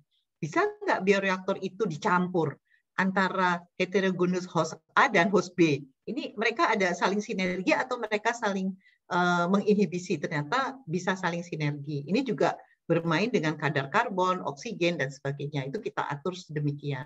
Nah, sehingga tahun ini baru kita menuju ke produksi teaching industry dengan KDRK dan industri mitra untuk menghasilkan enzim ini dalam bentuk konsorsium 200 liter per hari, Pak Rudi. Nah, mudah-mudahan dengan itu kita bisa membantu masyarakat yang sekarang punya masalah terkait pakan, harga pakan, dan sebagainya dengan menggunakan biomass samping, produk samping gitu. Jadi tidak menggunakan biomass utama yang berebut antara kita perlu energi gitu, tepungnya gitu dengan organisme lain yang juga perlu energi. Nah, ini coba kita berbagi termasuk bahan bakar. Saya tahun 2005 itu sudah mengatakan jangan sampai suatu hari kita berebut energi, satu untuk kebutuhan kita transportasi bahan bakar, yang satu untuk kebutuhan perut kita gitu ya, untuk sumber nutrisi kita gitu. Jangan sampai rebutan gitu antara singkong untuk bioetanol dengan singkong untuk makanan kita sehari-hari. Nah ini kan kita harus kemudian melakukan inovasi dengan pengembangan. Oke, kalau gitu singkong dagingnya untuk makan, misalnya singkong kulitnya itu dipakai untuk biomass, untuk energi, misalnya bahan bakar atau yang lain. Saya rasa itu Pak Rudi yang kita lakukan. Termasuk untuk pakan ternak menggunakan tidak yang misalnya jagung utamanya, tapi produk samping dari jagung. Padi juga gitu, berasnya untuk kita, produk samping biomassnya untuk pakan ternak. Jadi bagi-bagi gitu, jadi nggak rebutan. Mungkin itu yang bisa kami sampaikan. Terima kasih sekali Pak Rudi dan Pak Surya. Terima kasih Prof. Nyoman, luar biasa ya tadi. Memang enzim ini peluang yang masih besar sekali. Baik, kalau ada yang ingin bertanya kembali, silakan. Ini ada pertanyaan dari Pak Edianto dari Unimed. Ini disampaikan ke Bu Lucy ya. Izin bertanya Bu Lucy, saat penggunaan stiren sebagai template pembuatan hulu silika, stirennya itu dalam bentuk polimer atau masih sebagai monomer stiren? Baik, terima kasih pertanyaannya. Bisa langsung saya jawab ya Pak Surya ya? Silakan. Baik, dalam pembuatan hulu silika itu stirennya sudah dalam bentuk polimer Pak, jadi polistiren yang digunakan sebagai template pembuatan hulu silika, dan porosilika itu sudah dalam bentuk polistiren. Yang membedakan kalau untuk hulu silika, pembuatan polistiren template-nya itu menggunakan inisiatornya AIBA. Tapi kalau porosilika, inisiatornya kita gunakan potasium persulfat. Hanya beda inisiator, satunya charge-nya negatif, satunya positif, seperti itu. Terus bentuk polimernya ini kita, kalau di kasus saya mensintesa sendiri polimernya. Jadi menggunakan monomer stiren, terus prosesnya menggunakan free radical polymerization, tadi menggunakan inisiator dan solventnya air. Seperti itu. Jadi produk polimernya, polistirennya itu dalam bentuk colloidal solution gitu. Jadi dalam bentuk colloidal solution hasil dari polimerisasi stiren kita gunakan sebagai template. Seperti itu Pak. Apakah cukup menjawab Pak Edi? Pak Edi,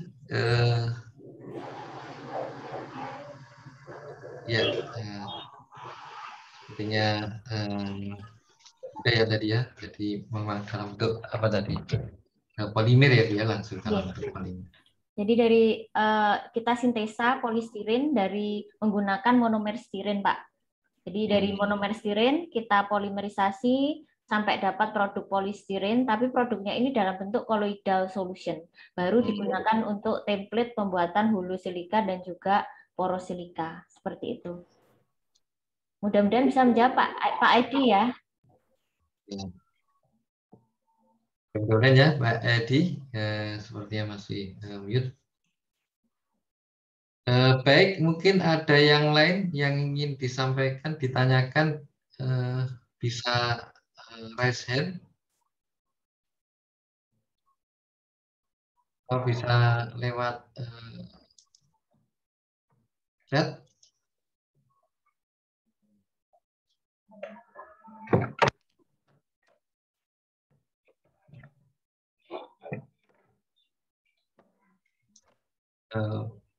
Belum ya.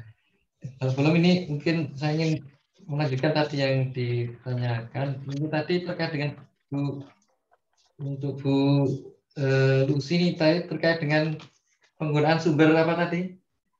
Sumber silika ya itu ya. Kalau misalnya kita menggunakan sumber silika yang dari apa tadi?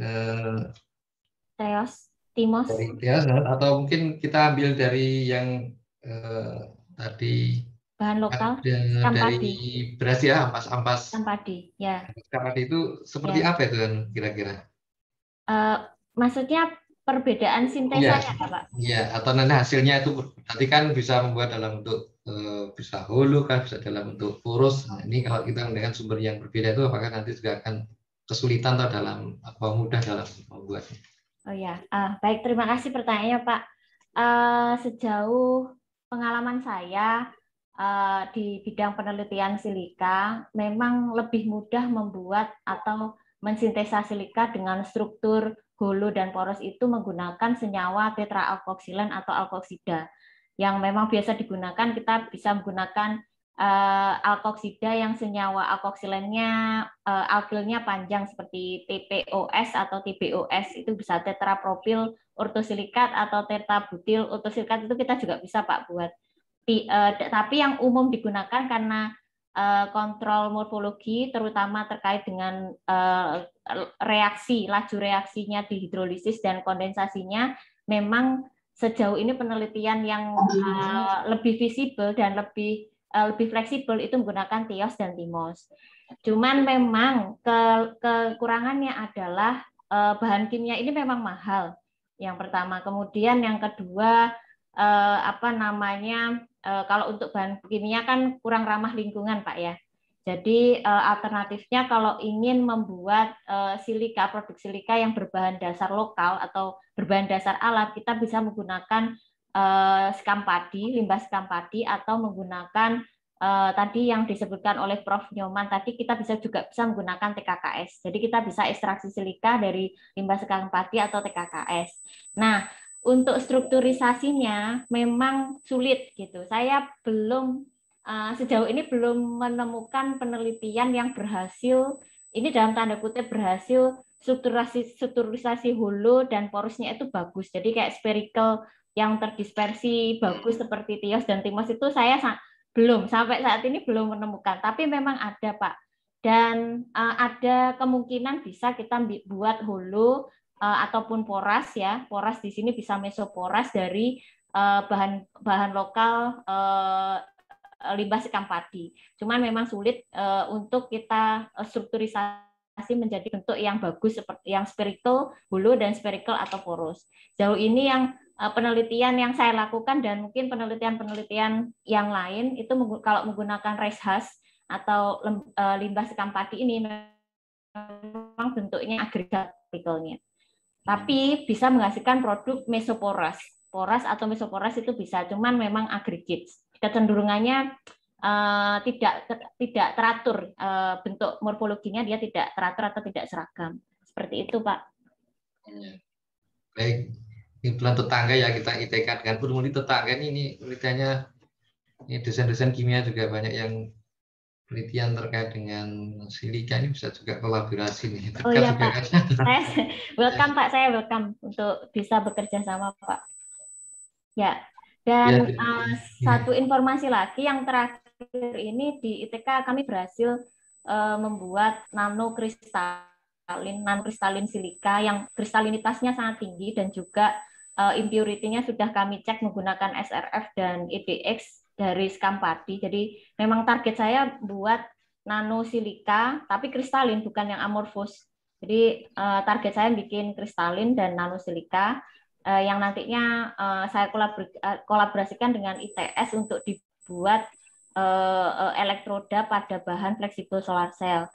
Dan alhamdulillah berhasil, dan ini saat ini masih lanjut untuk next procedure ya untuk aplikasinya untuk solar cell. Dan memang yang kami dapat partikelnya memang ya mendekati spherical tapi agregat ya, tidak yang dispersinya tidak sebagus ketika saya menggunakan source silikanya menggunakan TIOS atau TIMOS. Seperti itu Pak Surya. Mudah-mudahan dapat menjawab Pak Surya.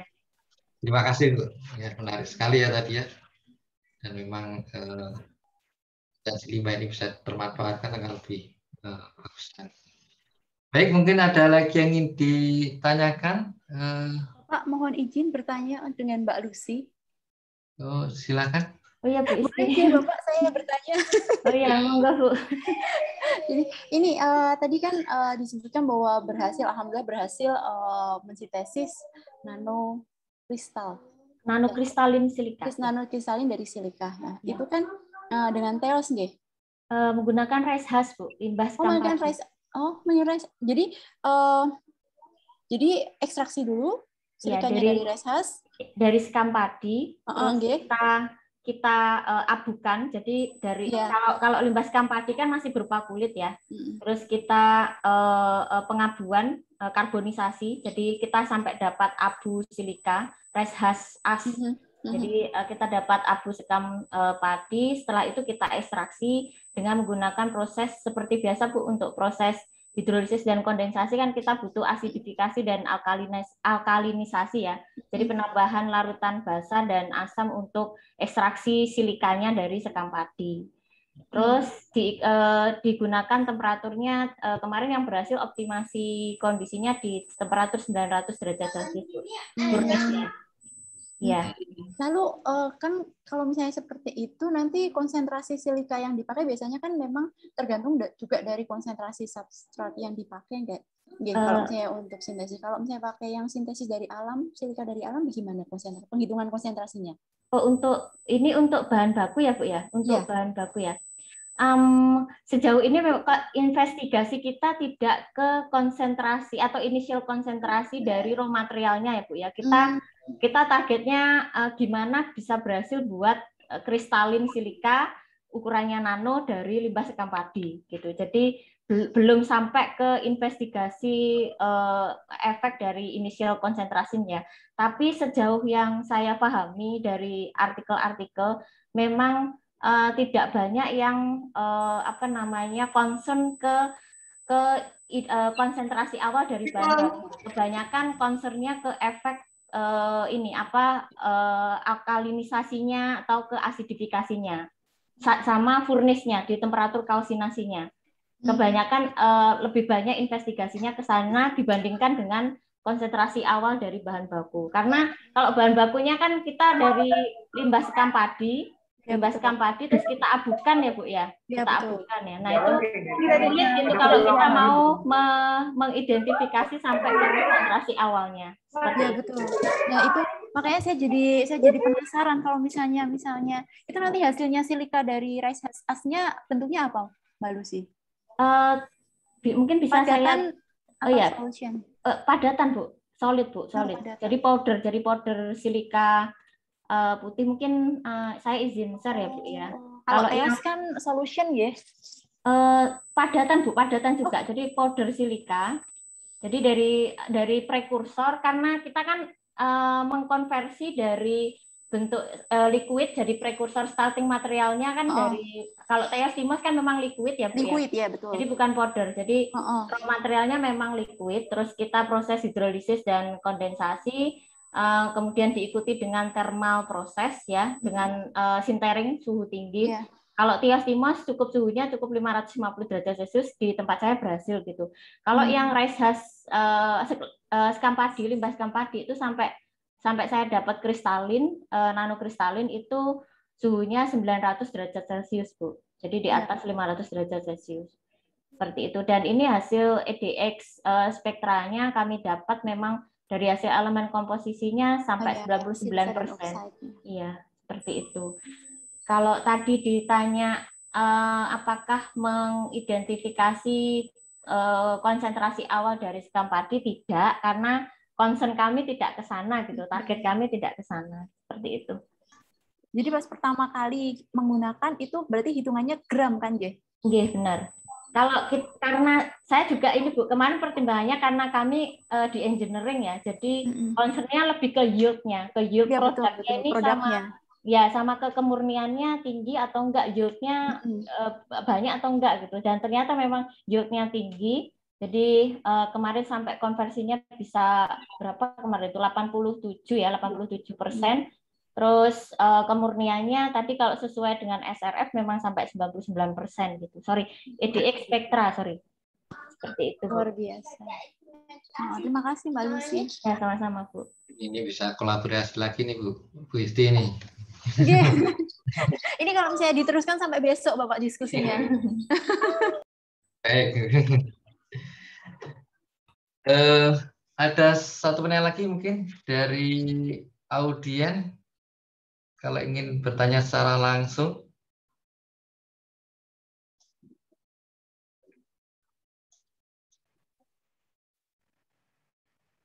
Dari Bapak Saya Ibu. mungkin Pak Surya boleh menambahkan untuk adik-adik, ini kan adik-adik pastinya ya, mungkin anak-anakku malah ya. Silakan Mbak Lucy sama Mbak Isti ini muda-muda semua tapi ya masih muda ini, mungkin anak-anak saya, mahasiswa saya kalau lihat angkatannya ya.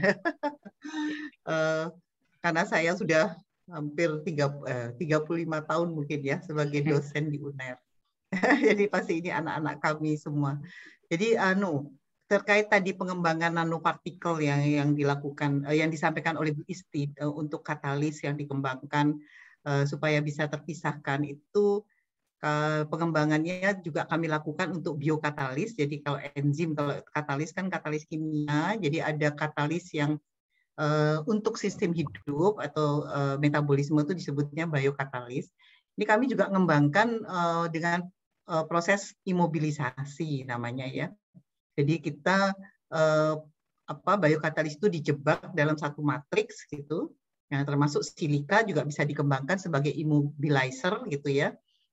Itu nanti pun dengan cara nanopartikel magnetik, nanopartikel juga bisa. Dan itu kami sudah lakukan sehingga enzim yang terjebak di dalam magnetik nanopartikel itu dipisahkan, tinggal ditarik sama magnet dari bahan dasar besi juga gitu, ditarik magnet sehingga terpisah dari produknya. Jadi immobilase enzim ini diperlukan untuk lebih murah nantinya karena bisa enzim dipakai berulang dalam matriks yang terlindungi dan mudah dipisahkan dari produknya gitu ya.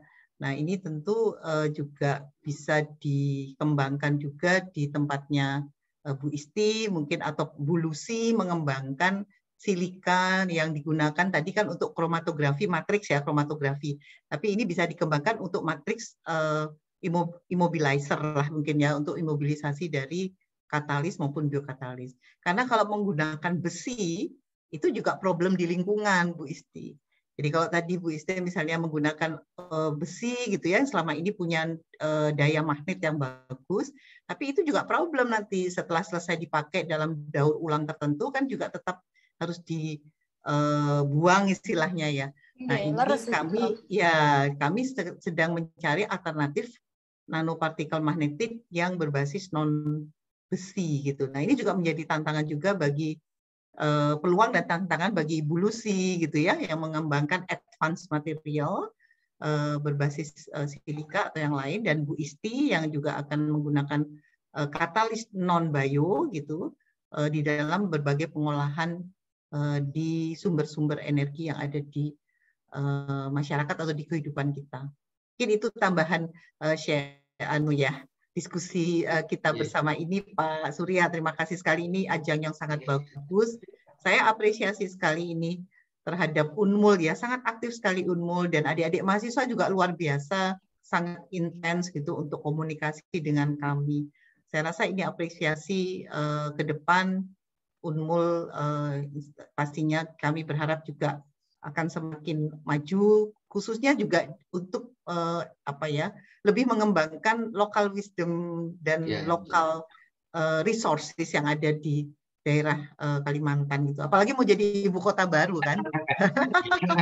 Nah ini kan punya peluang dan tantangan ini ITERA, Mbak Lucy gitu ya, dan Pak Surya. Mungkin itu tambahan dari saya, informasi dari sharing session kita bersama ya. Terima kasih Prof. Luar biasa masukannya. Iya, ini memang mahasiswa kita ini 2 kali sudah berturut-turut mengadakan seminar tersendiri. Jurusan mengadakan, mahasiswa juga mengadakan. Terima kasih Prof. Nyoman. Sami-sami. Ada Bu Isti atau menyampaikan tanggapannya tadi? Luar biasa tadi. Prof, matur nuwun atas saran dan tambahannya. Memang banyak sekali pemikiran bahwa kita itu kan mau mengurangi waste, tapi dari riset kita ada menghasilkan waste lagi. Ya itu. Jadi green chemistry-nya di mana gitu. Jadi kemarin betul. Mahasiswa juga bertanya, Ibu kita harus bagaimana nih kalau misalnya mau menghilangkan waste dari riset kita? Oh, nggak usah riset. Nggak, itu hanya joking. Jadi memang kita perlu yang seperti itu. Sekarang juga banyak Prof, sudah banyak sekali penelitian tentang itu. Nanti misalnya substrat yang obat farmasi, kemudian nanti dia akan ditembakkan, dia akan karena magnetik ya, positif dan negatifnya, elektropositif elektronegatifnya, jadi dia lebih seperti untuk pengurangan sel kanker gitu, begitu ya Prof ya. Iya betul. Dan juga di enkapsulat. Belum, iya nanti yang di COVID ini juga perkara vaksin ini juga pengembangan teknologi yang supaya orang yang takut disuntik, kan kita bisa lihat juga sampai teriak-teriak kalau orang disuntik karena memang takut gitu ya terkait dengan itu. Maka kan akan ada pengembangan juga microneedle pads. Nah itu Bu Lucy pakarnya, kalau saya kan orang biokimia. Nah Bu Lucy, kemudian Bu Isti yang lebih, kemudian Pak Surya juga dan teman-teman di Unmul mengembangkan itu tadi nanomaterial yang jadi kita mengirim vaksin ke tubuh kita itu nggak usah pakai sakit gitu loh, sakit disuntik gitu kan. Betul. Jadi orang mengembangkan oral juga ada oral vaksin, tapi yang microneedle pads ini menarik. Jadi misalnya dioles saja di kulit vaksinnya udah masuk gitu loh. Nah itu dan tidak sampai kalau disuntik tuh tidak sampai kena sistem saraf kita, jadi nggak terasa linu kemudian ini atau mengerikan jadi orang sampai teriak-teriak takut disuntik gitu kan. Nah itu juga saya rasa salah satu PR yang menarik karena sampai hari ini belum ada vaksin yang dikirim atau di delivery ke tubuh kita, ke sel kita itu melalui microneedle pads. Nah itu juga, nah saya pastinya nggak paham teknologi itu karena itu menggunakan bahan-bahan yang advanced material yang saya rasa Bu Lucy, Bu Isti akan punya PR nih banyak nih. Yang arahnya ke biopharmaceutical gitu. Jadi ke depan ini farmasi juga Pak Surya dari teman-teman di farmasi mungkin Unmul gitu ya, dan di UN di ITERA atau di UNY gitu yang arahnya ke obat, itu ke depan nanti obat-obatan itu tidak akan banyak obat kimia. Justru akan banyak obat berbasis bahan baku biologis. Jadi yang disebut biopharmaceutical, biofarma itu kan biopharmaceutical. Kalau kimia farma itu lebih ke obat-obat kimia. Nah, obat-obat kimia pun juga nanti ke depan lebih arahnya ke pathway, jalur-jalur sintesis. Jadi makanya sekarang di bioteknologi kami, di ilmu kami ini sekarang banyak mengembangkan microbial engineering. Jadi mikroorganismenya di-engineer untuk menjadi jalur pathway bahan baku obat-obat baru. Kalau orang bilang sintetik biologi, jadi luar biasa. Jadi semua pathway itu ada prekursor-prekursor jarum metabolisme, kan metabolit primer, metabolit sekunder, itu ada yang diambil, dijadikan bahan baku untuk disintesis, jadilah obat antibiotika baru, dan sebagainya. Nah, tapi kita kan nggak bisa mendeliverinya. Bagaimana masuk untuk drug delivery? Nah, itu Bu Lucy dan Bu Isti itu PR-nya di sana, mengembangkan sesuatu yang kalau kita minum obat atau divaksin itu tidak terasa sakit, misalnya seperti itu. Itu kan manusia memang rewel ya. Manusia kan rewel ya. Maunya aku dikasih vaksin tapi aku nggak mau sakit disuntik gitu. Mungkin itu Pak Surya tambahan juga bagaimana berkolaborasi di antara kita. Saya rasa kita bisa berkolaborasi ya. Terima kasih Prof. Iya, sami-sami. Saya izin masuk ya Bu Nyoman. Iya, silakan Bu Lucy. Mungkin ini ya mungkin kalau keliru mungkin nanti Prof Nyoman bisa membetulkan, tapi sepaham informasi yang pernah saya dapat dari riset Puslit Kimia di LIPI itu sudah mengembangkan nanomaterial tetapi berbahan dasar senyawa organik atau bahan alam. Kalau mungkin Prof Nyoman juga tahu nanopropolis, produk nanopropolis itu kan sudah dijadikan zat aditif untuk berbagai obat-obatan yang herbal ya, kayak habatus sauda dan lain itu ada nanopropolisnya gitu. Itu yang pertama. Jadi memang saya kurang paham perkembangannya kalau di farmasi itu seperti apa. Apakah orang-orang saat ini masih concern dengan nanomaterial yang memang basis bahan bakunya ini masih kimia, atau lebih cenderung ke obat-obatan yang dia berbasis herbal gitu. Karena dua-duanya ini juga punya kelebihan dan kekurangan gitu. Dan kekurangannya dari nanopartikel ini, tidak semua material nanopartikel itu aman untuk dikonsumsi dalam tubuh gitu. Seperti contoh ya silika ini pun kalau secara teori memang dibilang dia less toxic, kemudian environmentally friendly, something like that gitu. Tapi di sisi lain silika ini juga memberikan racun buat tubuh gitu Bu, dalam dosis atau ambang batas yang tidak memenuhi kadar aman seperti itu. Kemudian yang kedua, herbal pun juga sama. Obat herbal pun kalau dikonsumsi di tubuh secara berlebihan atau di atas ambang batas aman yang seharusnya untuk kesehatan tubuh itu aman, tetapi juga bisa menimbulkan efek samping seperti itu Bu. Terus tadi saya juga ingin komen tentang tadi yang mengambil senyawa aktif dengan cara menarik menggunakan magnet ya Bu ya. Nah ini sebenarnya kalau di bidang nanoteknologi dan nanoscience itu sudah ada produk silika yang dikombin dengan Fe, jadi dibuat korsel, produknya dibuat berupa korsel atau yoksel, dan sejauh ini memang aplikasinya untuk enkapsulasi, kemudian untuk drug delivery system, jadi membantu penghantaran obat ke dalam tubuh gitu supaya langsung tepat pada sasaran seperti itu. Betul. Nah ini kelebihannya nanopartikel adalah karena memang ukurannya sangat kecil sampai kasat mata pun kita nggak bisa lihat dan butuh alat instrumentasi atau spektroskopi yang bisa mengidentifikasi gitu, nggak bisa lihat secara kasat mata gitu. Tapi bisa langsung target sasarannya ke dalam tubuh itu, bisa langsung menuju target sasaran Bu, seperti itu. Nah dan hambatannya adalah kita sebenarnya bisa mengsintesa atau membuat produk nanopartikel gitu. Kalau sejauh ini kan pengembangannya di Indonesia nanoteknologi ini kan bisa dibilang emang ilmu bidang baru dan baru berkembang seperti itu. Dan sejauh ini memang concernnya itu masih lebih ke teori, ke karakteristik, ke aplikasinya yang masih konvensional gitu. Tetapi kalau untuk sampai diaplikasikan ke kesehatan dan lain sebagainya, kita hambatannya yang pertama adalah teknologinya di Indonesia ini belum cukup mumpuni untuk mendukung kita gitu, fasilitas. Kemudian yang kedua, kebijakan dari pemerintah untuk nanoteknologi pun kita juga nggak bisa gitu Bu, penelitian bebas dan langsung kita bikin obat terus diklaim untuk jadi produk kita dan lain sebagainya. Ini yang menurut saya juga tantangan ya buat peneliti yang di bidang nanopartikel atau nanoteknologi ini. Seperti itu Prof Nyoman. Terima kasih Bu Lucy atas pencerahannya juga nih. Kan kita sama-sama belajar. Tapi kalau tadi untuk tanaman obat atau herbal medicine itu termasuk termasuk obat, bahan obat kimia Bu. Jadi bukan biologis. Jadi di bahan baku obat kan ada dua, kimia dan biologis. Yang kimia itu termasuk bahan obat sintesis kimia dan satunya fitofarmaka.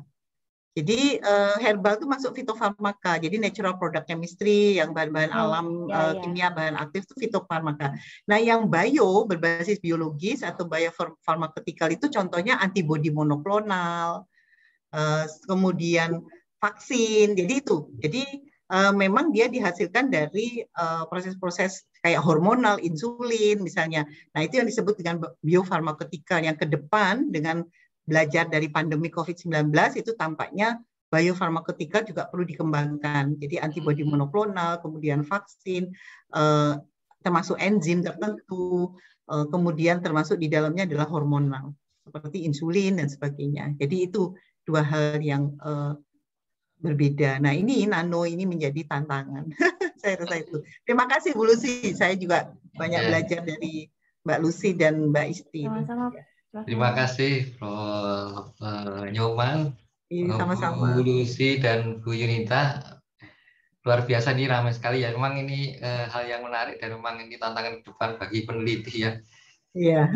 Banyak sekali peluang-peluang dan tantangan yang nanti akan kita kolaborasi ini memang penting nih sepertinya. Iya, betul. Jadi kita berkolaborasi, jangan berkompetisi. Nanti nggak maju-maju Indonesia kalau kita mindsetnya berkompetisi, tapi berkolaborasi. Kompetisi itu kan secara otomatis sehat saja akan berjalan gitu ya. Kompetisi yang sehat itu ya, Bu ya. Iya, betul, betul. Seperti di luar negeri vaksin itu AstraZeneca itu tidak sendirian Oxford. Itu ada beberapa perguruan tinggi di UK kan, ada Edinburgh, ada ini. Nah, Jepang juga menganalisis mutan varian yang sekarang menjadi perhatian kita yang bukan Mu, satunya yang Lambda. Itu Jepang itu penelitiannya University of Tokyo, Osaka. Jadi mereka semua berkolaborasi untuk menghasilkan sesuatu. Nah, ini kita harus banyak belajar dari situ dan kolaborasi kita belum optimal lah di Indonesia. Nah, ini jadi kumpul-kumpul gini, oh ada yang bisa dikolaborasikan, ayo gitu aja Pak. Iya. Baik. Terima kasih sekali. Mohon maaf Bapak Ibu, sepertinya sudah 11.30 lewat nih ya. Iya. Iya. Terima kasih, ini kayaknya waktunya sudah habis. Terima kasih kami ucapkan kepada Prof. Nyoman Tribusmaneke yang telah menyampaikan materinya, Ibu Dr. Engineering Lucy Ernawati, ya, Ibu Isti Yunita yang telah menyampaikan share materi yang memang ini pengalaman bagi kita di Unmul ini juga, dan nanti kalau ada peluang kolaborasi ini bisa juga kita kembangkan. Terima kasih. Saya kembalikan ke MC. Sebelumnya terima kasih ya Bapak Ibu. Kami Pak Surya juga terima kasih Bu Lucy. Sampai ketemu lagi. Salam sehat semua. Baik, kita kembalikan ke MC dari saya. Mohon maaf jika ada salah kurang. Sekian. Assalamualaikum warahmatullahi wabarakatuh. Kembalikan ke MC.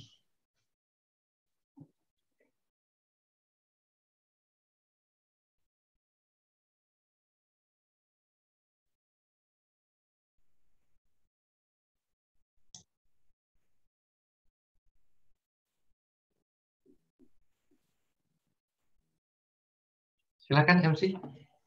Sepertinya masih mute.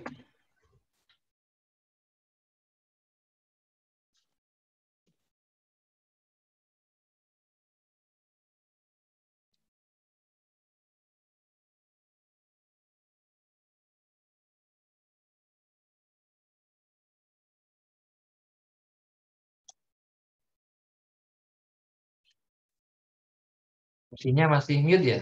Silakan MC.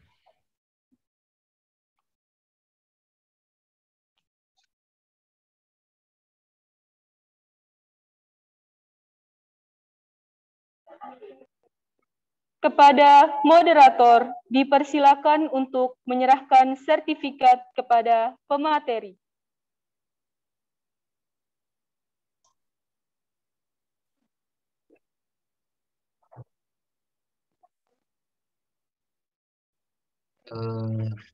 Ada share screen ya.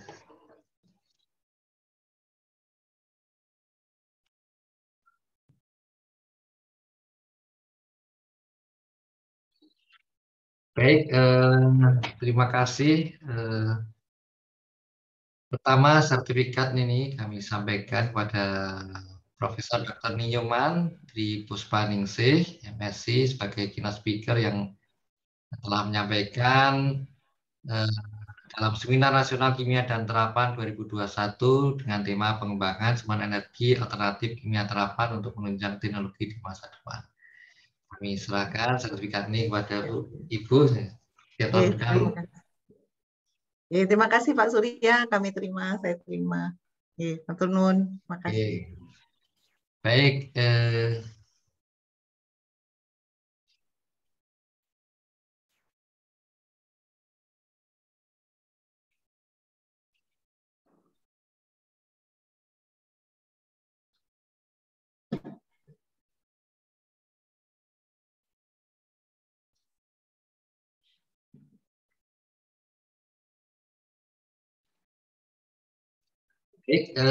kemudian yang kedua, kami dari panitia juga menyerahkan sertifikat atas nama Ibu Dr. Engineering Lucy Ernawati, STMSC, sebagai keynote speaker dalam Seminar Nasional Kimia dan Terapan 2021 dengan tema pengembangan sumber energi alternatif dan kimia terapan untuk menunjang teknologi di masa depan pada tanggal 2 sampai 3 Oktober hari ini. Terima kasih Bu Lucy atas informasi sharing materinya, semoga bermanfaat. Terima kasih banyak Pak Surya. Baik.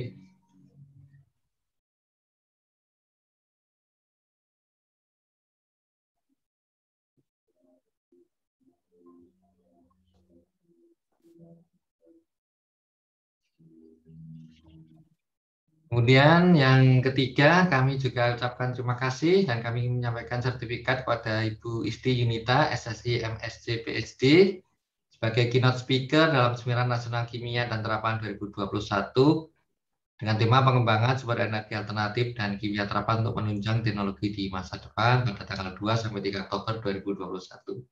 Terima kasih Bu Isti atas sharing ilmunya. Semoga bermanfaat. Matur nuwun Bapak, matur nuwun adik-adik. Maaf kalau misalnya ada salah kata, ada salah ucap. Ini hanya salah satu kita sharing apapun yang saya punya di sini. Bapak, sekalian guys, saya ada satu salam untuk kakak saya, kakak senior saya, Mbak Ridbe, Bu Ridbe. Ridbe Nunaruga, itu senior saya. Iya. Apa kabar Mbak Ridbe? Ya, jadi deg-degannya nambah Pak, begitu dipanggil. Ya itu matur nuwun, matur nuwun. Iya, terima kasih Bu. Beliau memang staf di sini ya Bu ya. Baik, mungkin itu saya kembalikan ke MC.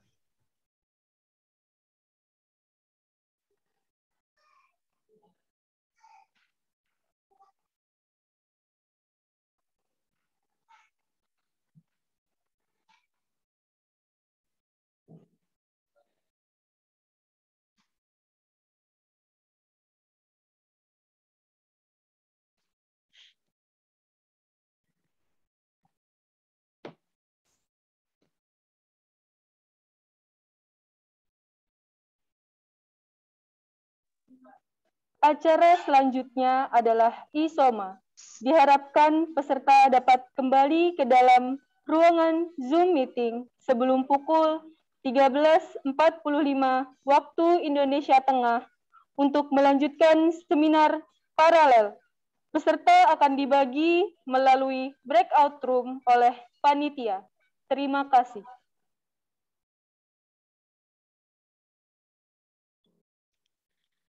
Ya, terima kasih ya Ibu-ibu, Bapak-bapak, izin live ini.